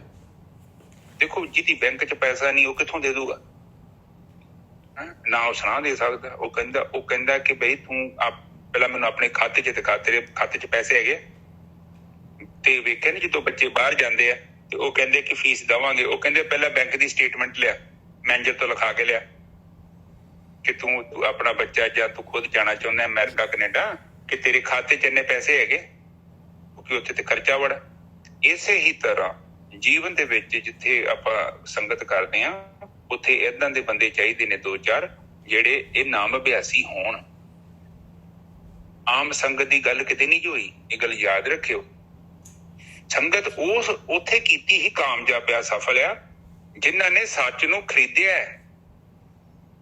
ਜਿਹੜੇ ਵੱਡੇ ਜੁਆਰੀਏ ਨੇ ਉਹ ਫਿਰ ਕਬੀਰ ਵਰਗੇ ਨੇ, ਘਰੋਂ ਗਾਲਾਂ ਪੈਂਦੀਆਂ ਨੇ, ਡਾਂਗਾਂ ਵੀ ਪੈਂਦੀਆਂ ਹਨਾ। ਕਬੀਰ ਸਾਹਿਬ ਕਹਿੰਦੇ ਨੇ, ਕਬੀਰ ਸਾਹਿਬ ਦੀ ਮੰਮੀ ਕਹਿੰਦੀ ਹੈ ਜਬ ਸੇ ਮਾਲਾ ਪਕੜੀ ਨਾ ਪੂਤੇ ਤਬ ਸੇ ਸੁਖ ਨਾ ਪਿਓ। ਬਿਲਕੁਲ ਬਿਲਕੁਲ ਠੀਕ ਹੈ ਜੀ। ਕਿਉਂਕਿ ਉਹ ਸੱਚ ਦੇ ਵੱਲ ਜਾ ਰਹੇ ਨੇ। ਉਹ ਸੰਸਾਰ ਦੇ ਪਦਾਰਥ ਤੇ ਸਾਡੇ ਵਰਗੇ ਨੂੰ ਦੇਖਦੇ ਆ ਕਿ ਅਸੀਂ ਬੜਾ ਕੁਝ ਜੋੜ ਲਿਆ, ਉਹਨਾਂ ਦਾ ਇੰਟਰਸਟ ਹੀ ਨਹੀਂ ਹੈਗਾ ਕਿਉਂਕਿ ਆਤਮਾ ਦੇ ਵੱਲ ਜਾ ਰਹੇ ਨੇ। ਸਰਵਣ ਜੀ ਤੁਹਾਡਾ ਕੈਮਰਾ ਬੰਦ ਕਰ ਦਿਓ ਜੀ ਪਲੀਜ਼, ਸਕਰੀਨ ਨੂੰ ਟੱਚ ਕਰੋ। ਠੀਕ ਹੈ ਜੀ। ਹਾਂਜੀ ਅਗਲੇ ਕਹਿੰਦੇ ਸਾਗਤ ਹੋਇਆ ਤੇ ਅਗਲੀ ਤੋਂ ਬੋਲਦੇ ਨੇ ਜੈਸਾ ਤੇ ਸਾਹਿਬ ਕੀ ਟੇਕ ਨਾਨਕ ਮਨੇ ਮਾਹੇ ਜਿਸ ਸਿਮਰਤ ਸੁਖ ਹੋਏ ਸਗਲੇ ਦੁੱਖ ਜਾਏ। ਕਹਿੰਦੇ ਉਸ ਮਾਲਕ ਪਰਮਾਤਮਾ ਦੀ ਟੇਕ, ਉਹਦਾ ਹੀ ਆਸਰਾ ਲੈ ਪਾਏ। ਉਸੇ ਮਾਲਕ ਪਰਮਾਤਮਾ ਨੇ ਸੰਸਾਰ ਦੇ ਵਿੱਚ ਜਿਹੜਾ ਹੈਗਾ ਆਪਾਂ ਨੂੰ ਭੇਜਿਆ, ਦਿੱਤੇ ਦੁੱਖ ਸੁੱਖ, ਇਹਦੇ ਡੁਐਲਿਟੀ ਹੈਗੀ, ਇਹਦੇ ਵਿੱਚ ਹੀ ਇਹ ਸੰਸਾਰ ਚੱਲਦਾ ਹੈ। ਜੇ ਸੁਖੀ ਹੋਣਾ ਚਾਹੁੰਦਾ ਹੈ ਭਾਈ ਤੇ ਉਸ ਮਾਲਕ ਪਰਮਾਤਮਾ ਦਾ ਆਸਰਾ ਮਨ 'ਚ ਲੈਣਾ ਪਊਗਾ। ਔਰ ਮਾਲਕ ਦਾ ਆਸਰਾ ਮਨ 'ਚ ਲੈਣਾ ਕੀ ਹੈ ਭਾਈ? ਮਨ 'ਚ ਆਸਰਾ ਲੈਣਾ ਹੈ ਭਾਈ ਜੋ ਗਿਆਨ ਕਹਿ ਰਿਹਾ ਹੈ, ਜੋ ਬ੍ਰਹਮ ਗਿਆਨੀ ਕਹਿ ਰਹੇ ਆ ਬਈ ਮਾਇਆ ਦਾ ਧਿਆਨ ਛੱਡ ਦੇ, ਤੇ ਮਾਇਆ ਦਾ ਧਿਆਨ ਛੱਡਾਂਗੇ ਤੇ ਆਪਾਂ ਜਿਹੜੇ ਹੈਗੇ ਆਪਣੇ ਸਾਰੇ ਦੇ ਸਾਰੇ ਦੁੱਖ ਚਲੇ ਜਾਣਗੇ ਔਰ ਸੁਖੀ ਹੋ ਜਾਵਾਂਗੇ ਆਪਾਂ। ਹਾਂਜੀ ਵੀਰ, ਹਾਂਜੀ ਠੀਕ ਹੈ ਜੀ। ਕਹਿੰਦੇ ਜੇ ਸਿਮਰਤ ਸੁੱਖ ਹੋਏ ਸਗਲੇ ਦੁੱਖ ਜਾਏ। ਤੇ ਪਰਮਾਤਮਾ ਦੀ ਜਦੋਂ ਆਪਾਂ ਬੰਦਗੀ ਕਰਦੇ ਹਾਂ, ਧਿਆਨ ਸਿਮਰਨ ਕਰਦੇ ਹਾਂ ਤੇ ਤੁਹਾਨੂੰ ਸੁੱਖ ਦੀ ਪ੍ਰਾਪਤੀ ਹੋ ਜਾਣੀ ਹੈ ਆਟੋਮੈਟਿਕਲੀ। ਜਿਵੇਂ ਜਿਵੇਂ ਸਾਡੇ ਅੰਦਰ ਚੇਤਨਾ ਪ੍ਰਗਟ ਹੋਈ ਨਾ, ਦੇਖੋ ਜਦ ਤੱਕ ਆਪਾਂ ਬੇਹੋਸ਼ ਬੈਠੇ ਆ ਨਾ, ਸੁੱਤੇ ਬੈਠੇ ਆ, ਉਹਨਾਂ ਚਿਰ ਤੱਕ ਤੁਹਾਡੇ ਜ਼ਿੰਦਗੀ 'ਚ ਸੁੱਖ ਨਹੀਂ ਜਿਉਣਾ। ਜਦੋਂ ਆਪਾਂ ਹੋਸ਼ 'ਚ ਆ ਗਏ, ਤੁਰੀ ਅਵਸਥਾ ਮਤਲਬ ਹੋਸ਼, ਚੇਤਨਾ, ਜਿੰਨੀ ਜ਼ਿਆਦਾ ਚੇਤਨਾ ਤੁਹਾਡੇ ਅੰਦਰ ਪ੍ਰਗਟ ਹੋ ਗਈ ਨਾ ਉਨਾ ਹੀ ਤੁਹਾਡੇ ਜੀਵਨ 'ਚ ਸੁੱਖ ਹੋ ਜਾਏਗਾ। ਔਰ ਜਿੰਨਾ ਜ਼ਿਆਦਾ ਆਪਾਂ ਚੇਤਨਾ ਤੋਂ ਦੂਰ ਆ, ਬੇਹੋਸ਼ੀ ਦੇ ਵਿੱਚ ਆ, ਉਨਾ ਹੀ ਸਾਡੇ ਜੀਵਨ 'ਚ ਦੁੱਖ ਆ। ਬਾਣੀ 'ਚ ਕਹਿੰਦੇ ਨਾ ਮਾਇਆ ਧਾਰੀ ਅਤ ਅੰਨਾ ਬੋਲਾ, ਮਤਲਬ ਕਿ ਉਸ ਇਨਸਾਨ ਨੇ ਚੇਤਨਾ ਨੂੰ ਬਿਲਕੁਲ ਹੀ ਖਤਮ ਕਰ ਦਿੱਤਾ। ਹੁਣ ਉਹਦੇ ਜੀਵਨ 'ਚ ਚੇਤਨਾ ਹੀ ਨਹੀਂ ਹੈਗੀ, ਉਹਨੇ ਚੇਤਨਾ ਨੂੰ ਬਿਲਕੁਲ ਲੋ ਲੈਵਲ ਤੇ ਲੈ ਗਿਆ ਤੇ ਜਿਹਦੇ ਕਰਕੇ ਕੀ ਹੋ ਗਿਆ, ਅੰਨਾ ਵੀ ਹੋ ਗਿਆ ਤੇ ਬੋਲਾ ਵੀ ਹੋ ਗਿਆ। ਉਹਨੂੰ ਨਹੀਂ ਪਤਾ ਲੱਗਦਾ ਕਿਉਂਕਿ ਅੰਦਰ ਹੋਸ਼ ਨਹੀਂ ਹੈਗੀ, ਕੌਨਸ਼ੀਅਸਨੈਸ ਨਹੀਂ ਹੈਗੀ। ਜਦੋਂ ਵਾਲਮੀਕੀ ਜੀ ਕੋਲ ਗਏ ਨਾ ਉਹ ਸੰਤ ਨੇ, ਜੈਸਾ ਮਾਈਕ ਬੰਦ ਕਰ ਦਿਓ ਇੱਕ ਮਿੰਟ। ਜਦੋਂ ਵਾਲਮੀਕੀ ਜੀ ਕੋਲ ਗਏ ਨਾ ਉਹ ਸੰਤਾਂ ਨੇ ਕਿਹਾ ਕਿ ਦੇਖ ਵਾਲਮੀਕੀ, ਤੂੰ ਜੋ ਕੰਮ ਕਰ ਰਿਹਾ ਨਾ ਇਹ ਕੋਈ ਧਰਮ ਦਾ ਕੰਮ ਨਹੀਂ ਹੈਗਾ, ਤੇ ਕੰਮ ਬੜਾ ਉਲਟਾ ਪੁਲਟਾ ਜਿਹਾ, ਤੇ ਤੈਨੂੰ ਸਪੋਰਟ ਕੌਣ ਕਰ ਰਿਹਾ? ਉਹ ਕਹਿੰਦਾ ਮੇਰਾ ਸਾਰਾ ਟੱਬਰ ਸਪੋਰਟ ਕਰਨ ਦਿਆ। ਕਹਿੰਦੇ ਏਦਾਂ ਕਰ ਕਿ ਸਾਨੂੰ ਲੱਗਦਾ ਨਹੀਂ ਆ, ਤੂੰ ਇੱਕ ਵਾਰੀ ਕਨਫਰਮ ਕਰ ਕਿਉਂਕਿ ਤੇਰਾ ਜੀਵਨ ਤੇ ਲੰਘ ਚੁੱਕਿਆ, ਕਾਫੀ ਜ਼ਿਆਦਾ ਜੀਵਨ ਲੰਘ ਚੁੱਕਿਆ। ਤੂੰ ਰੀਕਨਫਰਮ ਕਰ ਕਿ ਤੇਰੇ ਨਾਲ ਕੋਈ ਤਿਆਰ ਹੈਗਾ ਜਾਣ ਵਾਸਤੇ, ਕਿਉਂਕਿ ਇਹ ਕਰਮ ਹੈਗੇ ਨੇ, ਇਹ ਕਰਮਾਂ ਨੂੰ ਫਲ ਲੱਗਣਾ ਹੈ ਮੁੜ ਕੇ। ਤੂੰ ਜਿਹੜੇ ਬੰਦੇ ਮਾਰੀ ਜਾਂਦੇ ਆ, ਇਹ ਬਹੁਤ ਪਾਪ ਹੈਗਾ, ਉਹਦੀ ਤੇ ਹੱਤਿਆ ਦੀ ਸਜ਼ਾ ਬੜੀ ਹੈ। ਤੇ ਫਿਰ ਉਹ ਗਿਆ ਪੁੱਛਣ, ਉਹ ਕਹਿੰਦੇ ਬਈ ਨਾ ਨਾ ਨਾ, ਹੁਣ ਤੇਰੀਆਂ 2 ਰੋਟੀਆਂ ਬਦਲੇ ਕਿਹੜਾ ਜੱਬ ਪਾਵੇ, ਨਰਕਾਂ ਦੇ ਵਿੱਚ ਕਿਹੜਾ ਜਾਵੇ। ਨਾਲੇ ਮੈਂ ਤੁਹਾਨੂੰ ਤੈਨੂੰ ਕਿਹਾ ਬੰਦੇ ਮਾਰ, ਅਸੀਂ ਤੇ ਤੈਨੂੰ ਕਹਿੰਦੇ ਕਿ ਰੋਟੀ ਪਾਣੀ ਦਾ ਅਰੇਂਜਮੈਂਟ ਕਰ। ਬਸ ਅਸਲ ਦੇ ਵਿੱਚ ਉਹ ਵਾਲਮੀਕਿਆ ਕੋਈ ਹੈ ਹੀ ਨਹੀਂ ਸੀ। ਇਹ ਵਾਲਮੀਕਿਆ ਸਾਡੇ ਅੰਦਰ ਆ, ਬਾਕੀ ਉਹ ਲੋਕੀ ਸਵਾਦ ਲਈ ਜਾਂਦੇ ਆ, ਗੱਲਾਂ ਇੱਧਰ ਉੱਧਰ ਘੁਮਾ ਕੇ। ਹਮੇਸ਼ਾ ਇਨਸਾਨ ਐਡਾ ਚਲਾਕ ਹੈ ਨਾ, ਗੱਲ ਨੂੰ ਘੁਮਾ ਕੇ ਦੂਜੇ ਤੇ ਸੁੱਟ ਦਿੰਦਾ। ਉਹ ਜਿਹੜਾ ਵਾਲਮੀਕਿਆ ਹੋਇਆ ਜਾਂ ਆ ਜਿਹੜਾ ਕੌਡਾ ਰਾਸ਼ਕ ਹੋਇਆ, ਇਹ ਕੌਣ ਨੇ? ਇਨਸਾਨ ਨੇ ਸਾਡੇ ਅੰਦਰ, ਬੁਰੇ ਇਨਸਾਨ। ਇਹ ਇਨਸਾਨ ਜਿਹੜੇ ਸਾਡੇ ਅੰਦਰ ਨੇ ਹੁੰਦੇ ਨੇ, ਤੇ ਬਸ ਉਹੀ ਆ ਕਿ ਵਾਲਮੀਕਿਆ ਸਾਡੇ ਅੰਦਰ ਹੁੰਦਾ ਹੈ। ਤੇ ਉਹ ਜੇਕਰ ਆਪਾਂ ਗੁਰੂਆਂ ਦੀ ਬਾਣੀ ਸੁਣਦੇ ਆ, ਵਿਚਾਰ ਸੁਣਦੇ ਆ, ਤੇ ਫਿਰ ਆਪਾਂ ਨੂੰ ਉਹਦੀ ਕਾਉਂਸਲਿੰਗ ਕਰੀਏ, ਕਿਉਂਕਿ ਤੁਹਾਡੇ ਕਰਮਾਂ ਦੀ ਕੋਈ ਇਹਨੇ ਰਿਸਪੌਂਸਿਬਿਲਿਟੀ ਬਿਲਕੁਲ ਨਹੀਂ ਜੇ ਲੈਣੀ। ਖਾਸ ਕਰਕੇ ਤੁਹਾਡੇ ਬੱਚਿਆਂ ਨੇ, ਉਹ ਤੁਸੀਂ ਜਿੰਨੀ ਮਰਜ਼ੀ ਪੈਲੀ ਜੋੜੀ ਆ, ਉਹ ਜੇ ਵਾਲਮੀਕੀ ਨੇ ਜੋੜੀ ਹੈ ਤਾਂ ਗੜਬੜ ਆ।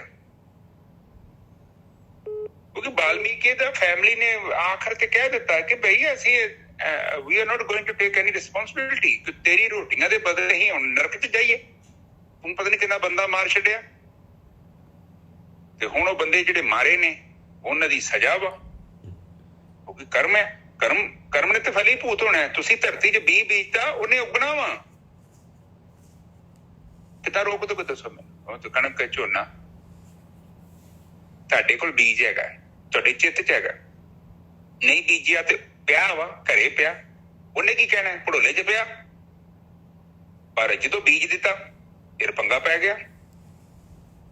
ਬੀਜਣ ਦਾ ਮਤਲਬ ਤੁਸੀਂ ਕਰਤਾ, ਪਹਿਲੇ ਤੇ ਵਿਚਾਰ ਸੀ ਨਾ, ਮੁੜ ਕੇ ਤੁਸੀਂ ਕਰਤਾ ਮਤਲਬ ਕੀ ਹੋ ਗਿਆ? ਕਣਕ ਦੇ ਦਾਣੇ ਨੂੰ ਧਰਤੀ 'ਚ ਬੀਜਤਾ, ਫਿਰ ਉਹਨੂੰ ਫਲੀ ਭੂਤ ਹੋਣਾ। ਉਹਨੇ ਚੰਗਾ ਬੀਜ ਬੀਜਿਆ, ਉਹਨੇ ਵੀ ਫਲੀ ਭੂਤ ਹੋਣਾ। ਜੇਕਰ ਤੁਸੀਂ ਉਹਨੂੰ ਦਾਨ ਪੁੰਨ 'ਚ ਕਹਿ ਲਓ, ਦਾਨ ਪੁੰਨ ਕਰ ਲਓ, ਇਹਨੇ ਵੀ ਫਲੀ ਭੂਤ ਹੋਣਾ। ਤੁਹਾਨੂੰ ਇਹ ਵੀ ਭੋਗਣਾ ਪਵੇਗਾ, ਕਿਉਂਕਿ ਹਉਮੈ 'ਚ ਕੀਤਾ ਹੁੰਦਾ। ਜਦੋਂ ਆਪਾਂ ਹਉਮੈ 'ਚ ਕੋਈ ਕੰਮ ਕਰਦੇ ਹਾਂ, ਉਹਨੂੰ ਫਲੀ ਭੂਤ ਹੋਣਾ ਹੀ ਹੋਣਾ। ਜਦੋਂ ਆਪਾਂ ਵਿਚਾਰਮੰਡ ਤੋਂ ਅੱਗੇ ਚੱਲ ਜਾਂਦੇ, ਫਿਰ ਆਤਮਾ ਤੱਤ 'ਚ ਆ ਜਾਂਦੇ। ਉੱਥੇ ਜਿਹੜਾ ਕੰਮ ਕੀਤਾ ਨਾ, ਉਹ ਕੰਮ ਹੋ ਰਿਹਾ, ਤੁਸੀਂ ਕਰ ਨਹੀਂ ਰਹੇ। ਹੁਣ ਗਾਂ ਦੇ ਥਣਾ 'ਚ ਦੁੱਧ ਆ ਰਿਹਾ, ਉਹ ਤੇ ਨੇਚਰ ਹੋ ਗਿਆ ਨਾ। ਨੇਚਰ ਦਾ ਮਤਲਬ ਨੇਚਰ ਨੇ ਤਾਂ ਆਪਣਾ ਕੰਮ ਕਰਨਾ ਹੀ ਕਰਨਾ। ਉਦੋਂ ਤੁਸੀਂ ਫਿਰ ਇਕੱਲੇ ਇਨਸਾਨ ਨਹੀਂ ਰਹਿ ਜਾਂਦੇ, ਤੁਸੀਂ ਬ੍ਰਹਮ ਬਣ ਜਾਂਦੇ। ਠੀਕ ਹੈ, ਆਪ ਪਲੀਜ਼ ਅੰਡਰਸਟੈਂਡ ਕਰੋ ਇਸ ਗੱਲ ਨੂੰ। ਹਾਂਜੀ ਨਿਜਾ ਸਾਹਿਬ, ਆਪ ਕੁਝ ਕਹਿਣਾ ਚਾਹੁੰਦੇ? ਨਹੀਂ ਡਾਕਟਰ ਸਾਹਿਬ, ਬਿਲਕੁਲ ਠੀਕ ਹੈ। ਆਪਾਂ ਪੌੜੀ ਤੇ ਆਈ ਹੈ। ਪੌੜੀ ਅਕੁਲ ਨਿਰੰਜਨ ਪੁਰਖ ਅਗਮ ਅਪਾਰੀਏ। ਕਹਿੰਦੇ ਉਹ ਮਾਲਕ ਪਰਮਾਤਮਾ ਜਿਹੜਾ ਹੈਗਾ, ਉਹਦਾ ਕੋਈ ਕੁਲ ਨਹੀਂ ਹੈ, ਔਰ ਉਹ ਜਿਹੜਾ ਹੈਗਾ ਉਹਨੂੰ ਕੋਈ ਉਹਦੇ ਵਿੱਚ ਕੋਈ ਔਗਣ ਨਹੀਂ ਹੈ, ਉਹਦੇ ਅੰਦਰ ਕੋਈ ਅੜਕ ਨਹੀਂ ਹੈ, ਉਹਦੇ ਅੰਦਰ ਕੋਈ ਅੰਜਨ ਮੈਲ ਨਹੀਂ ਹੈਗੀ। ਮਾਲਕ ਪਰਮਾਤਮਾ ਦੇ ਅੰਦਰ ਉਹ ਕਰਤਾ ਹੈਗਾ, ਉਹ ਅਗਮ ਹੈਗਾ, ਅਪਹੁੰਚ ਹੈਗਾ, ਔਰ ਇਸ ਸੰਸਾਰ ਸਮੁੰਦਰ ਤੋਂ ਪਾਰ ਆ ਮਾਲਕ ਪਰਮਾਤਮਾ। ਔਰ ਉਹਨੂੰ ਜਿਹੜਾ ਹੈਗਾ ਇਸ ਤਰੀਕੇ ਦੇ ਨਾਲ, ਕਿਸੇ ਤਰੀਕੇ ਦੇ ਨਾਲ ਜਿਹੜਾ ਹੈਗਾ ਗਿਆਨ ਇੰਦਰੀਆਂ ਦੇ ਦੁਆਰਾ ਜਾਂ ਮਨ ਦੇ ਦੁਆਰਾ ਉਸ ਤੱਕ ਨਹੀਂ ਪਹੁੰਚਿਆ ਜਾ ਸਕਦਾ। ਔਰ ਉਹ ਮਾਲਕ ਪਰਮਾਤਮਾ ਜਿਹੜਾ ਹੈਗਾ ਉਹ ਅਪਾਰ ਸ਼ਕਤੀ ਦਾ ਮਾਲਕ ਆ। ਸੱਚੋ ਸੱਚਾ ਸੱਚ ਨਿਹਾਰੀਏ। ਔਰ ਉਹ ਮਾਲਕ ਪਰਮਾਤਮਾ ਹਮੇਸ਼ਾ ਰਹਿਣ ਵਾਲਾ ਹੈਗਾ, ਔਰ ਸੱਚੋ ਸੱਚਾ ਸੱਚ, ਔਰ ਹਮੇਸ਼ਾ ਹੀ ਸੱਚ ਸੀਗਾ, ਪਹਿਲਾਂ ਵੀ ਸੱਚ ਸੀ, ਹੁਣ ਵੀ ਹੈ, ਹਮੇਸ਼ਾ ਹੀ ਰਹਿਣ ਵਾਲਾ ਹੈ ਮਾਲਕ ਪਰਮਾਤਮਾ। ਉਸ ਮਾਲਕ ਪਰਮਾਤਮਾ ਨੂੰ ਜੇ ਆਪਾਂ ਚਾਹੁੰਦੇ ਹਾਂ ਇਸ ਸੰਸਾਰ ਤੋਂ, ਇਸ ਮਾਇਆ ਤੋਂ, ਇਸ ਕੱਚ ਤੋਂ ਨਿਕਲਣਾ, ਤੇ ਉਹ ਸੱਚ ਮਾਲਕ ਪਰਮਾਤਮਾ ਨੂੰ ਹੀ ਨਿਹਾਰਨਾ ਪੈਣਾ ਹੈ ਭਾਈ। ਕੂੜ ਨਾ ਜਾਪੈ ਕਿਛ ਤੇਰੀ ਧਾਰੀਏ। ਕਹਿੰਦੇ ਤੇਰੀ ਰਚਨਾ ਦੇ ਵਿੱਚ ਜੋ ਸ੍ਰਿਸ਼ਟੀ ਤੂੰ ਬਣਾਈ ਹੋਈ ਆ, ਇਹਦੇ ਵਿੱਚ ਕੋਈ ਵੀ ਝੂਠ ਨਹੀਂ ਹੈਗਾ, ਕੋਈ ਵੀ ਝੂਠ ਨਹੀਂ ਹੈ ਤੇਰੀ ਰਚਨਾ ਦੇ ਵਿੱਚ। ਇਹ ਖੇਡ ਜਿਹੜੀ ਪਾਈ ਹੋਈ ਆ, ਇਹਦੇ ਵਿੱਚ ਮਾਇਆ ਹੈਗੀ ਆ, ਇਹਦੇ ਵਿੱਚ ਜਿਹੜਾ ਹੈਗਾ ਮਾਇਆ ਹੈ ਜਿਹਦੇ ਵਿੱਚ ਆਪਾਂ ਗਤੀ ਕਰਦੇ, ਜਿਹਦੇ 'ਚ ਆਪਾਂ ਜਿਹੜੇ ਹੈਗੇ ਪਹੁੰਚ ਜਾ ਰਹੇ ਹਾਂ, ਜਿਹੜੀ ਆ ਖੂਹ ਦੀ ਟਿੰਡਾ ਵਾਂਗੂ ਘੁੰਮਦੇ ਆ। ਸਭ ਸੈ ਦੇ ਦਾਤਾਰ ਜੇ ਤੋਂ ਪਾਰੀਏ, ਔਰ ਸਾਰੇ ਜਿੰਨੇ ਵੀ ਮਾਲਕ ਪਰਮਾਤਮਾ ਨੇ ਸ੍ਰਿਸ਼ਟੀ ਦੇ ਵਿੱਚ ਜੀਵ ਪੈਦਾ ਕੀਤੇ ਆ, ਸਾਰਿਆਂ ਨੂੰ ਮਾਲਕ ਪਰਮਾਤਮਾ ਦਾਤ ਦੇ ਰਿਹਾ ਹੈ। ਸਭ ਸੇ ਦੇ ਦਾਤਾਰ ਉਹੀ ਦਾਤਾ ਹੈ, ਉਹੀ ਜਿਹੜਾ ਹੈਗਾ ਦਾਤ ਦੇ ਰਿਹਾ ਹੈ। ਉਹਦੀ ਰਚਨਾ ਦੇ ਵਿੱਚ ਜਿਹੜਾ ਨਾ ਕਿਤੇ ਵੀ ਜਿਹੜਾ ਹੈਗਾ ਕੋਈ ਵੀ ਜਿਹੜਾ ਹੈਗਾ ਕਿਸੇ ਪਾਸਿਓਂ ਕੋਈ ਕਮੀ ਨਹੀਂ ਹੈਗੀ। ਇਕਤ ਸੂਤ ਪਰੋਏ ਜੋਤ ਸੰਜਾਰੀਏ, ਸਾਰੇ ਜਿੰਨੇ ਵੀ ਜੀਵ ਹੈਗੇ, ਜਿੰਨੇ ਵੀ ਸਰੀਰ ਹੈਗੇ, ਉਹਨਾਂ ਦੇ ਵਿੱਚ ਇੱਕੋ ਹੀ ਮਾਲਕ ਪਰਮਾਤਮਾ ਦੀ ਜੋਤ ਹੈਗੀ ਆ। ਉਹੀ ਜੋਤ ਜਿਹੜੀ ਹੈ ਉਹਨਾਂ ਦੇ ਵਿੱਚ ਸੰਚਾਰ ਕਰ ਰਹੀ ਹੈ ਹਰੇਕ ਦੇ ਵਿੱਚ, ਔਰ ਸਾਰੇ ਦੇ ਸਾਰੇ ਇੱਕ ਸੂਤ ਦੇ ਵਿੱਚ ਪਰੋਏ ਹੋਏ ਆ। ਸਾਰੇ ਦੇ ਸਾਰੇ ਜਿਹੜੇ ਹੈਗੇ ਉਹ ਮਾਲਕ ਪਰਮਾਤਮਾ, ਉਹਦੀ ਜਿਹੜੀ ਹੈਗੀ ਮਾਲਕ ਦੀ ਜੋਤ ਜਿਹੜੀ ਹੈਗੀ ਉਹਦੇ ਵਿੱਚ ਸਾਰੇ ਦੇ ਸਾਰੇ ਇਹ ਜਿੰਨੇ ਵੀ ਜਿਹੜੇ ਹੈਗੇ ਇਹ ਜੋਤਾਂ ਹੈਗੀਆਂ ਹਰੇਕ ਦੇ ਅੰਦਰ, ਜੀਵ ਦੇ ਅੰਦਰ, ਉਹ ਸਾਰੇ ਦੇ ਸਾਰੇ ਉਸੇ ਸੂਤ ਦੇ ਵਿੱਚ ਪਰੋਏ ਹੋਏ ਆ ਪਾਏ। ਉਸੇ ਮਾਲਕ ਪਰਮਾਤਮਾ ਦੇ ਹੁਕਮ ਦੇ ਵਿੱਚ ਸਾਰੀ ਸ੍ਰਿਸ਼ਟੀ, ਸਾਰੀ ਖੇਡ ਚੱਲ ਰਹੀ ਆ। ਹੁਕਮੇ ਪੌਜਲ ਮੰਝੇ ਹੁਕਮੇ ਤਾਰੀਏ, ਮਾਲਕ ਪਰਮਾਤਮਾ ਦੇ ਹੁਕਮ ਦੇ ਨਾਲ ਹੀ ਜਿਹੜੇ ਹੈਗੇ ਜੀਵ ਸੰਸਾਰ ਸਮੁੰਦਰ ਦੇ ਵਿੱਚ ਪੌਜਲ ਦੇ ਵਿੱਚ ਆਉਂਦੇ ਆ, ਔਰ ਇਹਦੇ ਵਿੱਚ ਜਿਹੜੇ ਹੈਗੇ ਆ ਜੂਨਾਂ ਦੇ ਵਿੱਚ ਜਾਂਦੇ ਆ, ਪੌਜਲ ਦੇ ਵਿੱਚ ਜਿਹੜੇ ਹੈਗੇ ਗੋਤੇ ਖਾਂਦੇ ਆ, ਔਰ ਮਾਲਕ ਦੇ ਹੁਕਮ ਦੇ ਨਾਲ ਹੀ ਜਿਹੜੇ ਬ੍ਰਹਮ ਗਿਆਨ ਲੈ ਲੈਂਦੇ ਆ, ਜਿਹੜੇ ਉਹਨਾਂ ਨੂੰ ਮਾਲਕ ਪਰਮਾਤਮਾ ਜਿਹੜਾ ਹੈਗਾ ਇਹ ਸਹੀ ਜੀਵਨ ਦੀ ਜਾਂਚ ਦੱਸ ਕੇ ਔਰ ਇਸ ਸੰਸਾਰ ਸਮੁੰਦਰ ਤੋਂ ਕੱਢ ਲੈਂਦਾ ਹੈ। ਪ੍ਰਭ ਜੀਓ ਤੁਧ ਧਿਆਏ ਸੋਏ ਜਿਸ ਭਾਗ ਮਥਾਰੀਏ, ਕਹਿੰਦੇ ਹੇ ਮੇਰੇ ਮਾਲਕਾ, ਤੇਰਾ ਧਿਆਨ ਉਹੀ ਕਰ ਸਕਦਾ ਹੈ ਜਿਹਦੇ ਬਹੁਤ ਹੀ ਵੱਡੇ ਭਾਗ ਹੋਣ। ਤੇਰੀ ਗਤਮਿਤ ਲਖੀ ਨਾ ਜਾਏ ਹਾਂ ਤੁਧ ਬਲਿਹਾਰੀਏ, ਤੇਰੀ ਅਵਸਥਾ ਜਿਹੜੀ ਹੈਗੀ ਆ ਔਰ ਤੇਰਾ ਜਿਹੜਾ ਹੈਗਾ ਤੇਰਾ ਖਲਾਰਾ ਜਿਹੜਾ ਹੈਗਾ ਕਹਿੰਦੇ ਨਹੀਂ ਲਖਿਆ ਜਾਂਦਾ ਭਾਈ। ਤੇਰੀ ਗਤਮਿਤ ਲਖੀ ਨਾ ਜਾਏ ਹਾਂ ਤੁਧ ਬਲਿਹਾਰੀਏ, ਮੈਂ ਤਾਂ ਤੇਰੇ ਤੋਂ ਬਲਿਹਾਰ ਜਾਣਾ ਹੈ। ਹਾਂਜੀ ਵੀਰ ਜੀ। ਹਾਂਜੀ ਠੀਕ ਹੈ ਜੀ। ਸਾਧ ਸੰਗਤ ਜੀ ਦੇਖੋ ਕਿ ਆਪਾਂ ਜਿਹੜੀ ਗੱਲ ਤੋਂ ਕਹਿ ਰਹੇ ਨੇ ਕਿ ਅਕਲ ਨਿਰੰਜਨ ਪੁਰਖ ਅਗਮ ਅਪਾਰ ਅਪਾਰੀ ਸੱਚੋ ਸੱਚਾ ਸੱਚ ਸੱਚ ਨਿਹਾਰੀਏ, ਕੂੜ ਨਾ ਜਪੇ ਕੁਛ ਤੇਰੀ ਤਾਰੀਏ, ਸਭ ਸੇ ਦੇ ਦਾਤਾਰ ਜੇ ਤੋਂ ਪਾਰੀਏ। ਜਿੰਨੀ ਪੈਦਾ ਕੀਤੀ ਹੈ ਸ੍ਰਿਸ਼ਟੀ ਸਾਰਿਆਂ ਨੂੰ ਦਾਤ ਦੇ ਰਿਹਾ ਮਾਲਕ ਪਰਮਾਤਮਾ, ਔਰ ਮਾਲਕ ਪਰਮਾਤਮਾ ਦੇ ਵਿੱਚ ਕੋਈ ਕਮੀ ਨਹੀਂ ਹੈ। ਅਕੁਲ ਹੈ, ਉਹਦਾ ਕੋਈ ਕੁਲ ਨਹੀਂ ਹੈ, ਔਰ ਮਾਇਆ ਰਹਿਤ ਹੈ, ਉਹਦੇ ਅੰਦਰ ਕੋਈ ਅਵਗੁਣ ਨਹੀਂ ਹੈਗਾ, ਔਰ ਉਹ ਸਾਰਾ ਜਿਹੜਾ ਹੈਗਾ ਅਪਾਰ ਸ਼ਕਤੀ ਦਾ ਮਾਲਕ ਹੈ ਮਾਲਕ ਪਰਮਾਤਮਾ, ਉਹੀ ਕਰਤਾ ਹੈਗਾ। ਦੇਖੋ ਦੇਖੋ ਨੱਜਰ ਸਾਹਿਬ, ਨਿੱਕੀ ਜੀ ਕਈ ਇੱਥੇ ਕੀੜੀਆਂ ਕੁੜੀਆਂ ਜੀ ਹੁੰਦੀਆਂ, ਮੱਛਰ ਤੋਂ ਵੀ ਛੋਟੇ ਵੇਖੋ ਨੱਜਰ ਸਾਹਿਬ, ਛੋਟੇ ਛੋਟੇ ਜੀਵ ਜੰਤੂ ਹੈਗੇ, ਉਹਨਾਂ ਨੂੰ ਪਰ ਲੱਗੇ। ਬਿਲਕੁਲ ਹੈਗੇ ਜੀ, ਬਿਲਕੁਲ ਹੈਗੇ। ਆਪਾਂ ਓਡੀ ਛੋਟੀ ਚੀਜ਼ ਬਣਾ ਸਕਦੇ ਜਿਹੜੀ ਉੱਡ ਸਕੇ, ਜਿਹਨੂੰ ਪਰ ਲੱਗੇ ਹੋਣ। ਬਹੁਤ ਬਿਲਕੁਲ ਸਹੀ ਆ, ਬਿਲਕੁਲ ਸਹੀ ਆ। ਉਹ ਮੈਂ ਦੇਖੇ ਛੋਟੇ, ਬਿਲਕੁਲ ਛੋਟੇ ਦਿਖਦੇ ਵੀ ਨਹੀਂ ਉਹਦੇ। ਹਾਂ ਬਿਲਕੁਲ। ਆਪ ਜਸਟ ਸੋਚੋ ਕਿ ਉਹ ਕਿੰਨਾ ਪਾਵਰਫੁਲ ਹੈ, ਕਿੰਨਾ ਪਾਵਰਫੁਲ। ਤਿਤਲੀ ਦੇ ਪੱਤੇ ਵੇਖੇ ਕਿੱਦਾਂ ਰੰਗ ਰੁੰਗ ਭਰੇ ਉਹਦੇ, ਤੁਸੀਂ ਹੱਥ ਲਾਓਗੇ ਸਾਰੇ ਰੰਗ ਇੱਧਰ ਜਲ ਜਾਣੇ, ਪਰ ਤਿਤਲੀ ਜਿੰਨੀ ਮਰਜ਼ੀ ਉੱਡਦੀ ਉਹਦੇ ਪਰਾਂ ਨੂੰ ਕੁਛ ਵੀ ਨਹੀਂ ਹੁੰਦਾ। ਆਪਾਂ ਹੱਥ ਲਾਵਾਂਗੇ, ਉਂਗਲਾਂ ਲਾਵਾਂਗੇ ਤੇ ਖਤਮ। ਜਿਹੜੇ ਪੰਛੀ ਹੈ, ਇਹ ਸਾਇੰਸ ਕਹਿੰਦੀ ਰੱਬ ਨਹੀਂ ਹੈਗਾ।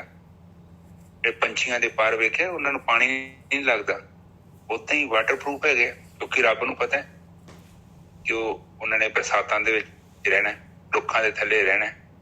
ਜੇ ਗਿੱਲੇ ਹੋ ਜਾਣ ਤੇ ਉੱਡਣਗੇ ਕਿੱਦਾਂ? ਐਸੇ ਜਾਨਵਰ, ਐਸੇ ਪੰਛੀ ਵੀ ਹੈਗੇ ਆ ਜਿਨ੍ਹਾਂ ਨੂੰ ਰਾਤ ਨੂੰ ਵੀ ਦਿਖਦਾ, ਕਿਉਂਕਿ ਇਹਨਾਂ ਦਾ ਜੀਵਨ ਦੇ ਲਈ ਲੋੜ ਹੈ। ਕਿੰਨੀ ਇੰਟੈਲੀਜੈਂਸੀ ਆ, ਆਪ ਜਸਟ ਸੋਚੋ। ਬਹੁਤ ਬਹੁਤ ਉੱਚੀ ਗੱਲ।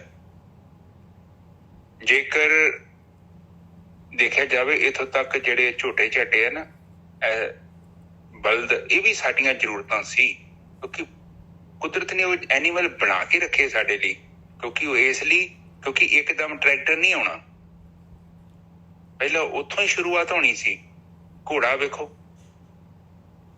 ਘੋੜਾ ਇੱਕ ਐਸਾ ਜਾਨਵਰ ਹੈ, ਦੇਖੋ ਸਾਰੀ ਜ਼ਿੰਦਗੀ ਉਹ ਲੱਤਾਂ ਤੇ ਖਲੋਤਾ ਰਹਿੰਦਾ। ਅਬ ਜਸਟ ਸੋਚੋ, ਜਿੱਦਣ ਘੋੜਾ ਬਹਿ ਗਿਆ ਖਤਮ ਹੋ ਗਿਆ, ਉਹ ਘੋੜਾ ਨਹੀਂ ਗਏ ਕੰਮ। ਅਬ ਜਸਟ ਸੋਚੋ ਕਿ ਕੁਦਰਤ ਉਹਦੀ ਸ਼ਕਤੀ ਨੂੰ ਜਸਟ ਵੇਖੋ, ਕਿੰਨੀ ਵੱਡੀ ਗੱਲ ਹੈ। ਜੇ 5-6 ਮੀਟਰ ਪਾਣੀ ਵੀ ਰੱਖਿਆ ਨਾ, ਪਾਣੀ ਸਮੁੰਦਰ ਦਾ ਗਹਿਰਾ, ਤੇ ਉਸ ਲਈ ਵੱਖਰੇ ਜਾਨਵਰ ਨੇ, ਕਿੱਡੀ ਵੱਡੀ ਵੇਲ ਮੱਛੀ ਰੱਖੀ ਉੱਥੇ, ਉਹ ਛੋਟੇ ਪਾਣੀ 'ਚ ਨਹੀਂ ਆਉਂਦੀ, ਉੱਥੇ ਰਹਿੰਦੀ। ਕੁਦਰਤ ਬਹੁਤ ਪਾਰ, ਜਿੱਥੋਂ ਵੀ ਦੇਖੋ ਉੱਥੇ ਉਹਦੀ ਕੋਈ ਸੀਮਾ ਨਹੀਂ ਹੈਗੀ, ਲਿਮਟਲੈਸ ਹੈ। ਔਰ ਉਸ ਚੀਜ਼ ਦਾ ਰਿਜ਼ਕ ਵੀ ਉੱਥੇ ਪਹੁੰਚ ਰਿਹਾ। ਇਹ ਕੁਦਰਤੀ ਨਿਯਮ। ਕਿਤੋਂ ਤੁਹਾਡੇ ਅੰਦਰ ਉਹ ਨਾੜਲ ਆਈ ਹੈ, ਜਿੱਥੇ ਤੁਸੀਂ ਰੋਟੀ ਖਾਂਦੇ ਆ, ਉਹ ਪਹਿਲਾਂ ਉੱਥੇ ਜਾਂਦੀ ਹੈ, ਫਿਰ ਕੈਮੀਕਲ ਮਿਕਸ ਹੁੰਦਾ, ਫਿਰ ਨਾੜ ਦੇ ਵਿੱਚ ਘੁੰਮਦਾ ਹੈ, ਛੋਟੀ ਤੇ ਵੱਡੀ ਨਾੜ 'ਚ, ਫਿਰ ਆਖਰ 'ਚ ਵੇਸਟ ਪਾਈਪ ਬਾਹਰ। ਕਿੰਨੀ ਵੱਡੀ ਗੱਲ। ਇਹ ਤੇ ਬੰਦੇ ਦੀ ਜਦੋਂ ਮਸ਼ੀਨ ਖਰਾਬ ਹੁੰਦੀ, ਫਿਰ ਬੰਦੇ ਨੂੰ ਪਤਾ ਲੱਗਦਾ ਕਿ ਅੰਦਰ ਤੇ ਪੁਰਜੇ ਬੜੇ ਲੱਗੇ। ਪਿਸ਼ਾਬ ਕਰਨ ਦੇ ਲਈ ਇੱਕ ਬਲੈਡਰ ਹੈ, ਉਹਦੇ 'ਚ ਤੁਹਾਡਾ ਪਿਸ਼ਾਬ ਸਟੋਰ ਹੋ ਰਿਹਾ। ਫਿਰ ਜਦੋਂ ਪ੍ਰੈਸ਼ਰ ਜ਼ਿਆਦਾ ਵੱਧ ਜਾਂਦਾ, ਫਿਰ ਤੁਸੀਂ ਪਿਸ਼ਾਬ ਤੇ ਜਾਂਦੇ ਜੋ। ਉਹ ਇਸ ਹਿਸਾਬ ਨਾਲ ਬਣਾਇਆ ਕਿ ਮਾੜਾ ਜਿਹਾ ਜ਼ੋਰ ਲਾਓ, ਪਾਣੀ ਬਾਹਰ। ਕਿੰਨੀ ਵੱਡੀ ਗੱਲ ਹੈ। ਉਹੀ ਖਾਣਾ ਤੁਹਾਡੇ ਅੰਦਰ ਜਾ ਰਿਹਾ, ਤੇ ਵੇਖੋ ਉੱਥੋਂ ਬੋ ਨਹੀਂ ਆਉਂਦੀ, ਅੰਦਰ ਲੌਕ ਹੈ। ਖਾਣਾ ਅੰਦਰ ਜਾਊਗਾ ਪਰ ਅੰਦਰੋਂ ਬਦਬੂ ਨਹੀਂ ਜਾਊਗੀ। ਵਨ ਸਾਈਡ ਜਿੱਦਾਂ ਉਹਦਾ ਹੈਗਾ ਵਾਲ, ਉਸੇ ਪੈਪ ਦੇ ਰਾਹੀਂ ਵੇਖੋ ਹਵਾ ਆ ਜਾ ਰਹੀ ਆ, ਉਸੇ ਪੈਪ ਰਾਹੀਂ ਖਾਣਾ ਜਾ ਰਿਹਾ, ਉਸੇ ਪੈਪ ਨਾਲ ਤੁਸੀਂ ਪਾਣੀ ਪੀ ਰਹੇ ਹੋ। ਆਪ ਜਸਟ ਸੋਚੋ, ਕਿੰਨੀ ਚਮਤਕਾਰ ਦੀ ਗੱਲ, ਜ਼ਬਰਦਸਤ। ਸਭ ਤੋਂ ਜਿਹੜੀ ਮੁਸ਼ਕਿਲ ਚੀਜ਼ ਬਣਾਈ ਹੈ, ਉਹ ਰੱਬ ਨੇ ਬੰਦਾ ਬਣਾਇਆ। ਇੱਥੇ ਬਹੁਤ ਜ਼ਿਆਦਾ ਇਨਵੈਸਟਮੈਂਟ ਹੋਈ ਹੈ, ਕਿਉਂਕਿ ਬੜੀ ਜ਼ਬਰਦਸਤ ਮਸ਼ੀਨ ਹੈ, ਕੋਈ ਫਾਲਟ ਨਹੀਂ ਹੈਗਾ ਇਹਦੇ ਅੰਦਰ, ਪੂਰਾ ਕੰਪਲੀਟ। ਫਿਰ ਵੇਖੋ ਕਿੱਡੀ ਪਾਵਰ ਬਖਸ਼ੀ ਹੈ ਪਰਮਾਤਮਾ ਨੇ ਬੰਦੇ ਨੂੰ, ਕਿ ਕਿੱਡੀ ਮਸ਼ੀਨ ਬਣਾ ਦਿੰਦਾ, ਕਿੱਡੇ ਵੱਡੇ ਜਹਾਜ਼, ਕਿੱਡੀਆਂ ਵੱਡੀਆਂ ਬਿਲਡਿੰਗਾਂ, ਪਤਾ ਨਹੀਂ ਕਿੰਨੇ ਮੰਜ਼ਿਲਾਂ। ਉੱਥੇ ਵੇਖਿਆ ਡਰ ਲੱਗਦਾ, ਮੇਰੇ ਵਰਗੇ ਨੂੰ 10-15 ਮੰਜ਼ਿਲਾਂ ਵਿੱਚ ਚੜ ਜਾ ਤੇ ਥੱਲੇ ਵੇਖੇ ਡਰ ਲੱਗਦਾ, ਪਤਾ ਨਹੀਂ ਕਿੰਨੀਆਂ ਉੱਚੇ ਟਾਵਰ ਬਣਾ ਛੱਡੇ ਬੰਦੇ। ਇਹਦਾ ਮਤਲਬ ਕਿ ਇਹ ਗਿਆਨ ਰੱਬ ਨੇ ਬੰਦੇ ਨੂੰ ਦਿੱਤਾ ਹੈ। ਬੰਦੇ ਕੋਲ ਬੁੱਧੀ, ਹੁਣ ਬੁੱਧੀ ਜਿਹੜੀ ਹੈ, ਬੁੱਧੀ ਦੇ ਬੇਸ ਤੇ ਵੇਖੋ ਕਿੱਦਾਂ ਕੰਮ ਕਰਦਾ। 800-900 ਕਿਲੋਮੀਟਰ ਦੇ ਸਪੀਡ ਨਾਲ ਚੱਲਣ ਵਾਲੀਆਂ ਟ੍ਰੇਨਾਂ ਬਣਾਤੀਆਂ ਬੰਦੇ। ਤੇ ਜੇ ਉਹ ਟੈਕਨੀਕ ਇਨਸਾਨ ਬਣਾ ਰਿਹਾ ਹੈ, ਤੇ ਇਹਦਾ ਮਤਲਬ ਪ੍ਰਮਾਤਮਾ ਨੇ ਧਰਤੀ 'ਚ ਉਹ ਟੈਕਨੀਕ ਪਾਈ ਹੈ ਉਸ ਚੀਜ਼ ਨੂੰ ਸਪੋਰਟ ਕਰਨ ਦੇ ਲਈ। ਹੁਣ ਜਿਹੜੇ ਰਡਾਰ ਆਪਾਂ ਵਰਤਦੇ ਨਾ, ਤੁਸੀਂ ਜਹਾਜ਼ਾਂ 'ਚ ਤੁਹਾਡੇ ਸ਼ਾਇਦ ਕੋਈ ਕੰਮ ਕਰਦਾ ਹੋਵੇ, ਜਿਹੜੇ ਜਹਾਜ਼ ਹੁੰਦੇ ਦੇ ਅੰਦਰ ਰਡਾਰ ਹੁੰਦਾ, ਉਹ ਰਡਾਰ ਦੇ ਨਾਲ ਪਤਾ ਲੱਗਦਾ ਕਿ ਅੱਗੇ ਜਹਾਜ਼ ਕਿੰਨਾ ਦੂਰ ਆ, ਤੇ ਸਾਰੀ ਆਪਣੇ ਜਹਾਜ਼ ਦੀ ਡਾਇਰੈਕਸ਼ਨ ਦਿਖਦੀ ਉਹਦੇ ਉੱਤੇ, ਸਕਰੀਨ ਦੇ ਉੱਤੇ।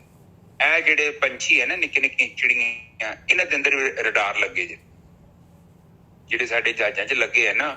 ਇੱਕ ਮੱਖੀ ਦੇ ਵਿੱਚ ਵੀ ਰਡਾਰ ਲੱਗਾ ਹੈ। ਆਪ ਜਸਟ ਦੇਖੋ, ਮੱਛੀਆਂ ਦੇ ਵਿੱਚ ਰਡਾਰ ਲੱਗੇ ਨੇ। ਇੱਕ ਮੱਛੀ 'ਚ ਦੂਜੀ ਮੱਛੀ ਨਹੀਂ ਵੱਜਦੀ। ਇੱਕ ਨਾ ਛੋਟੀ ਜਿਹੀ ਮੱਛੀ ਹੈਗੀ, ਬਿਲਕੁਲ ਛੋਟੀ, ਕਿੰਨੀ ਛੋਟੀ ਹੋਊਗੀ, ਤੁਸੀਂ ਲਾ ਲਓ ਕਿ ਕਾਲੀ ਇਲਾਚੀ ਜਿੱਡੀ, ਏਡੀ ਹੁੰਦੀ ਹੈ। ਹੁੰਦੀਆਂ ਲੱਖਾਂ ਕਰੋੜਾਂ ਦੀ ਗਿਣਤੀ 'ਚ। ਉਹ ਇੱਕ ਦੂਜੇ ਨਾਲ ਟਕਰਾਉਂਦੀਆਂ ਨਹੀਂ ਹੈ, ਗਰੁੱਪ 'ਚ ਮੂਵ ਕਰਦੀਆਂ ਨੇ, ਬਿਲਕੁਲ ਸਮੁੰਦਰ ਦੇ ਕਿਨਾਰੇ ਤੇ ਰਹਿੰਦੀਆਂ। ਆਪ ਜਸਟ ਸੋਚੋ, ਉਹ ਲੱਖਾਂ ਕਰੋੜਾਂ ਹੋਣ ਤੇ ਆਪਾਂ ਸੜਕ ਤੇ ਜਾਈਏ ਨਾ, ਆਪਾਂ ਬੰਦੇ ਕਹਿੰਦੇ ਆਪਾਂ ਆਪਣੇ ਆਪ ਨੂੰ। ਉੱਥੇ ਵੇਖਿਓ ਸਾਡੇ ਜਿੰਨਾ ਕਮਿਊਨੀਕੇਸ਼ਨ ਬੁਰਾ ਵਾ ਨਾ, ਇੱਕ ਸੜਕ 'ਚ ਅਸੀਂ ਕਿਤੇ ਇੰਝ ਫਸਾ ਦਿੰਦੇ ਆ ਗੱਡੀ, ਕਿਤੇ ਸਕੂਟਰ ਇੰਝ, ਸਾਡੇ ਸਬਰ ਨਹੀਂ ਹੁੰਦਾ, ਕੋਈ ਇਹਨੂੰ ਕੱਢਦਾ, ਕੋਈ ਇਹਨੂੰ ਕੱਢਦਾ। ਉਹ ਮੱਛੀਆਂ ਇੱਕ ਦੂਜੇ 'ਚ ਟਕਰਾਉਂਦੀਆਂ ਨਹੀਂ। ਆਪ ਜਸਟ ਸੋਚੋ, ਆਪਾਂ ਕਹਿੰਦੇ ਨਾ ਬੜੇ ਸਿਆਣੇ ਆ, ਆਪਾਂ ਬਹੁਤ ਇੰਟੈਲੀਜੈਂਟ ਥੋੜੀ ਹੈਗੇ ਆ। ਆਪਾਂ ਬਹੁਤ ਲੋ ਲੈਵਲ ਦਾ ਜੀਵਨ ਬਤੀਤ ਕਰਦੇ ਆ। ਉਹ ਮੱਛੀਆਂ 'ਚ ਵੇਖੋ, ਉਹਨਾਂ ਦਾ ਅਨੁਸ਼ਾਸਨ ਵੇਖੋ। ਇਹ ਜਾਨਵਰਾਂ ਦਾ ਤੁਸੀਂ ਅਨੁਸ਼ਾਸਨ ਵੇਖੋ। ਸਾਡੇ ਕੋਲ ਇੱਕ ਬਿੱਲੀ ਹੈ, ਉਹ ਪਰਸ਼ੀਅਨ ਕੈਟ ਕਹਿੰਦੇ ਆ, ਉਹਦਾ ਤੁਰਨ ਦਾ ਸਟਾਈਲ ਵੇਖੋ। ਕੀ ਮਤਲਬ ਪੈਰ ਧਰਤੀ ਤੇ ਰਗੜਿਆ ਜਾਵੇ? ਉਹਦਾ ਤੁਹਾਨੂੰ ਤਾਂ ਪਤਾ ਲੱਗਦਾ ਕਿ ਉਹਦੇ ਅੰਦਰ ਇੰਨਾ ਉਹ ਗਿਆਨ ਹੈਗਾ। ਉਹਨੇ ਕਿਹੜਾ ਸਿੱਖਿਆ? ਉਹਦੇ ਨਿੱਕੀ ਜੀ ਲੈਂਦੀ ਹੈ। ਉਹ ਤਾਂ ਬੰਦਾ ਨਹੀਂ ਵਾਹਿਗੁਰੂ ਜੀ ਕੀੜੀ ਚ ਦੇਖੋ ਕਿਦਾਂ ਉਹਨਾਂ ਦਾ ਕਦੇ ਐਕਸੀਡੈਂਟ ਨਹੀਂ ਹੁੰਦਾ, ਉਹ ਕਿਦਾਂ ਲਾਈਨ ਚੱਲਦੀਆਂ। ਉਹ ਤੇ ਬੜੀ ਆਪ ਜਦ ਤੱਕ ਦੇਖੋ ਉਹਨਾਂ ਦਾ ਗਿਆਨ ਅੰਦਰ ਹੈਗਾ ਹਨ। ਸਾਡਾ ਜਿਹੜਾ ਗਿਆਨ ਹੈਗਾ ਹੋਰ ਕਿਸਮ ਦਾ, ਉਹਨਾਂ ਕੋ they are already loaded pure ਗਿਆਨ ਦੇ ਨਾਲ। ਹੁਣ ਇਹ ਦਿਨ ਮੈਂ ਡਿਸਕਵਰੀ ਤੇ ਬੜੀ ਪੁਰਾਣੀ ਗੱਲ ਹੈ, ਮੈਂ ਇੱਕ ਚੈਨਲ ਜਿਹਾ ਵੇਖਣ ਦਿਆ ਡਿਸਕਵਰੀ ਤੇ, ਉੱਥੇ ਉਹ ਕਹਿੰਦੇ ਆ ਕਿ ਇੱਥੇ ਨਾ ਪਤਨੀ ਕੋਈ ਜਾਨਵਰ ਆ, ਉਹ ਸੱਪ ਖਾਂਦਾ ਹੈ ਤੇ ਮਰੀ ਚੀਜ਼ ਨੂੰ ਨਹੀਂ ਖਾਂਦਾ, ਜਿੰਦਾ ਨੂੰ ਖਾਂਦਾ ਹੈ। ਤੇ ਨਿੱਕੇ ਨਿੱਕੇ ਸੱਪ ਨੇ ਬੱਚੇ ਦਿੱਤੇ ਆ। ਤੇ ਉਹ ਨਿੱਜਰ ਸਾਹਿਬ ਵੇਖ ਲਓ, ਉਹ ਕੀ ਕਰਦੇ, ਨਿੱਕੇ ਨਿੱਕੇ ਬੱਚੇ ਨਾ ਪੁੱਠੇ ਹੋ ਜਾਂਦੇ ਆ। ਤੇ ਉਹ ਜਾਨਵਰ ਜਿਹਾ ਲਾ ਕੇ ਆਉਂਦਾ, ਹੁਣ ਵੇਂਦਾ ਇਹ ਸੱਪ ਦੇ ਬੱਚੇ ਮਰੇ ਹੋਏ ਨੇ, ਇਸ ਕਰਕੇ ਖਾਂਦਾ ਹੀ ਨਹੀਂ। ਪਰ ਮੈਂ ਕਹਿੰਦਾ, ਉਹ ਕਹਿੰਦਾ ਇੰਨੇ ਨਿੱਕੇ ਬੱਚੇ ਇਹਨਾਂ ਨੂੰ ਦੱਸਿਆ ਨਹੀਂ ਜਾ ਸਕਦਾ। ਇਹਦਾ ਮਤਲਬ ਕਿ ਇਹਨਾਂ ਦੇ ਅੰਦਰ ਗਿਆਨ ਹੈਗਾ। they already know ਕਿ ਉਹ ਸਰਵਾਈਵਲ ਸੈਂਸ ਹਾਂ। ਹਾਂਜੀ ਡੀਟਰ ਸਾਹਿਬ, ਇੱਕ ਟਰਟਲ ਦੀ ਉਮਰ ਕਿੰਨੀ ਹੁੰਦੀ ਹੈ? ਇੱਕ ਮੈਂ ਹੁਣੇ ਪੜ੍ਹ ਰਿਹਾ ਸੀ 190 ਈਅਰ 올ਡ ਟਰਟਲ ਹੈਗਾ, 190 ਸਾਲ ਦਾ। ਹਾਂ ਬਹੁਤ ਹਾਂ, ਉਹਨਾਂ ਦੀ ਸਭ ਤੋਂ ਜ਼ਿਆਦਾ ਮੈਂ ਕੱਛੂ ਕੁੰਮੇ 300 ਸਾਲ ਤੱਕ ਜਿੰਦਾ ਰਹਿ ਸਕਦਾ ਕਹਿੰਦੇ ਕੱਛੂ ਕੁੰਮਾ।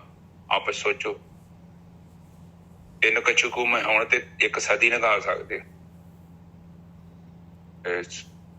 ਬੜੀ ਮਤਲਬ 1 ਸਦੀ ਕਿੰਨਾ 100 ਸਾਲ ਦੀ 1 ਸਦੀ ਹੁੰਦੀ ਨੇ ਜੀ ਸਾਹਿਬ? ਹਾਂਜੀ, ਗਲਤ ਨਹੀਂ ਬੋਲਦਾ? ਬਿਲਕੁਲ ਠੀਕ ਹੈ ਜੀ। ਆਹ ਤੇ 1 ਕੱਛੂ ਕੁੰਮਾ ਕਹਿੰਦੇ 3 ਸਦੀਆਂ ਦੇਖ ਸਕਦਾ। ਮਤਲਬ ਇਹ ਜੇ ਦੇਖ ਸਕਦੇ, ਇਹਦਾ ਮਤਲਬ ਕਿ ਉਹਦੀ ਏਜ ਲੈਂਥ, ਉਹਦਾ ਕੋਈ ਰੀਜ਼ਨ ਹੋਊਗਾ ਹੀ ਨਹੀਂ, ਉਹਦੀ ਉਮਰ ਹੈ।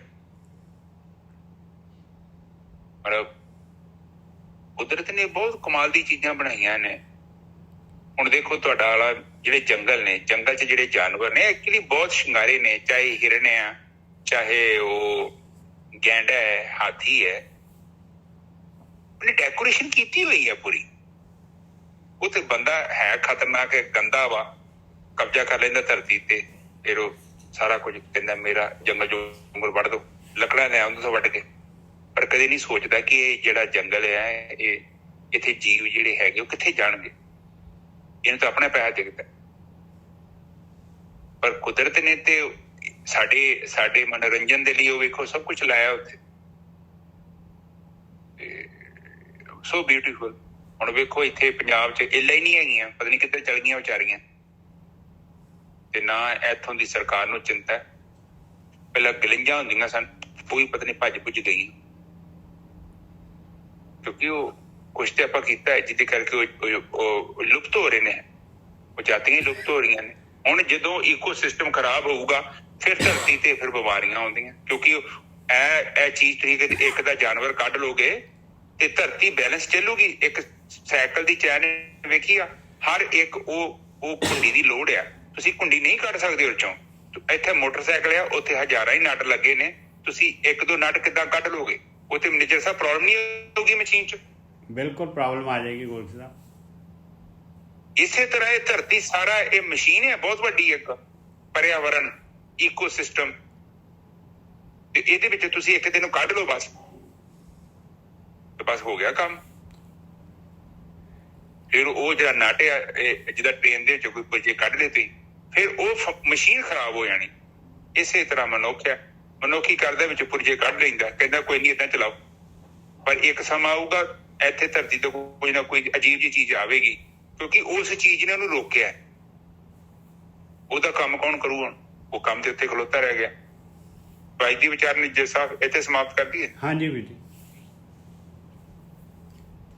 ਹਾਂ, ਬਾਕੀ ਲਾਸਟ ਤੇ ਆਪਾਂ ਜੋ ਮਾਈਕ ਬੰਦ ਕਰਦੇ ਨੇ ਜੱਸਾ, ਮੈਂ ਲਾਸਟ ਦੇ ਰਿਪੀਟ ਕਰਦਾ।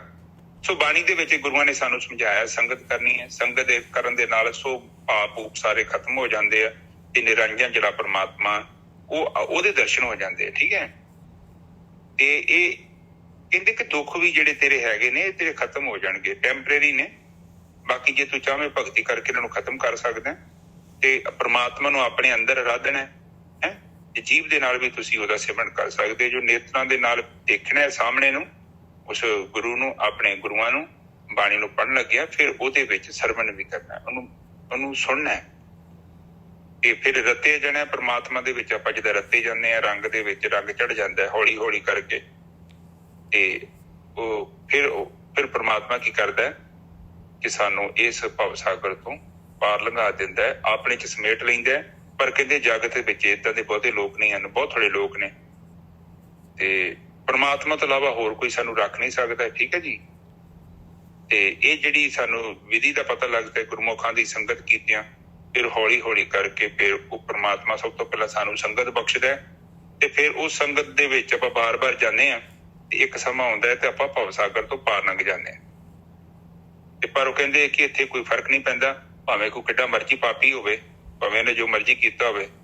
ਉਹ ਕਹਿੰਦੇ ਵੀ ਉਹ ਜੋ ਵੀ ਸੰਗਤ ਕਰੇਗਾ ਤੇ ਭਗਤੀ ਕਰੇਗਾ ਉਹ ਸੰਸਾਰ ਤੋਂ ਪਾਰ ਲੰਘ ਜਾਏਗਾ। ਤੇ ਇਹ ਗੱਲ ਸਮਝਾਈ ਅੱਜ। ਠੀਕ ਹੈ ਜੀ। ਅੱਜ ਦੀ ਵਿਚਾਰ ਇੱਥੇ ਸਮਾਪਤ ਕਰੀਏ। ਬਿਲਕੁਲ ਠੀਕ ਹੈ ਜੀ। ਇੱਕ ਓਮਕਾਰ ਸਤਨਾਮ ਕਰਤਾ ਪੁਰਖ ਨਿਰਭਉ ਨਿਰਵੈਰ ਅਕਾਲ ਮੂਰਤ ਅਜੂਨੀ ਸੈਭੰ ਗੁਰ ਪ੍ਰਸਾਦ। ਇਹ ਮੇਰੇ ਪਿਤਾ ਗਰੀਬ ਨਵਾਜ ਬਾਣੀ ਪੜ੍ਹਦੇ ਹਾਂ, ਵਿਚਾਰ ਕਰਦੇ ਹਾਂ, ਬਾਣੀ ਸਰਵਣ ਕਰਦੇ ਹਾਂ। ਅਨੇਕਾਂ ਪ੍ਰਕਾਰ ਦੀਆਂ ਗਲਤੀਆਂ ਭੁੱਲਾਂ ਹੋ ਗਈਆਂ, ਨਿਦਾਨ ਬੱਚੇ ਸਮਝ ਕੇ ਮਾਫ ਕਰੋ। ਅੱਗੇ ਤੋਂ ਚੌਦ ਦੇ ਸਪਸ਼ਟ ਬਾਣੀ ਪੜ੍ਹਨ ਦੀ ਆਗਿਆ ਬਖਸ਼ਣੀ। ਆਈ ਸੰਗਤ ਦੀ ਹਾਜ਼ਰੀ ਆਪਣੇ ਦਰ ਤੇ ਪ੍ਰਵਾਨ ਕਰਨੀ। ਵਾਹਿਗੁਰੂ ਜੀ ਕਾ ਖਾਲਸਾ, ਵਾਹਿਗੁਰੂ ਜੀ ਕੀ ਫਤਿਹ। ਵਾਹਿਗੁਰੂ।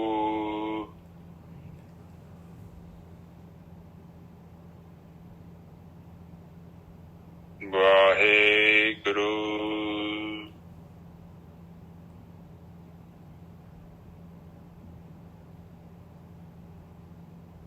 ਵਾਹਿਗੁਰੂ।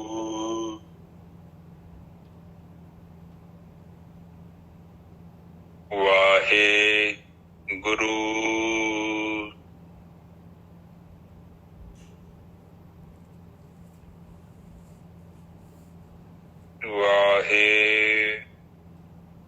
ਵਾਹਿਗੁਰੂ।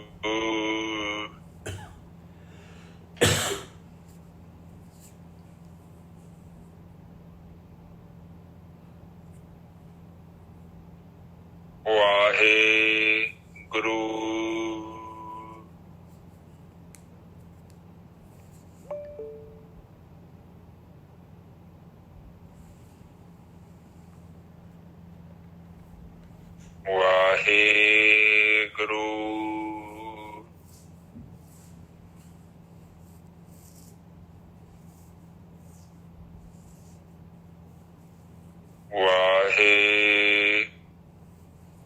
ਵਾਹਿਗੁਰੂ।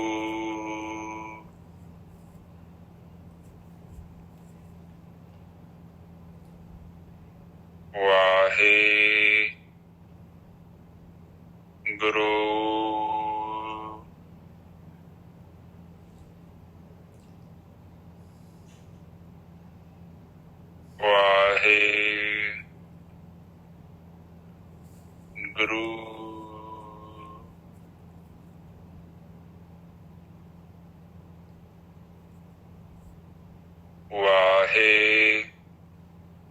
ਵਾਹਿਗੁਰੂ।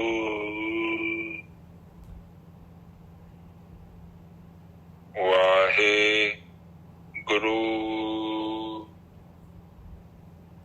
ਸਾਧ ਸੰਗਤ ਜੀ ਆਪ ਚੁੱਪ ਹੋ ਜਾਓ। ਵਾਹਿਗੁਰੂ।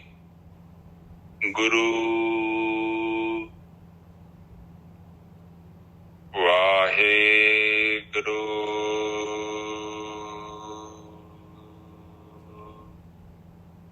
ਵਾਹਿਗੁਰੂ। ਵਾਹਿਗੁਰੂ। ਵਾਹਿਗੁਰੂ। ਵਾਹਿਗੁਰੂ। ਵਾਹਿਗੁਰੂ। ਵਾਹਿਗੁਰੂ। ਵਾਹਿਗੁਰੂ ਜੀ ਕਾ ਖਾਲਸਾ, ਵਾਹਿਗੁਰੂ ਜੀ ਕੀ ਫਤਿਹ।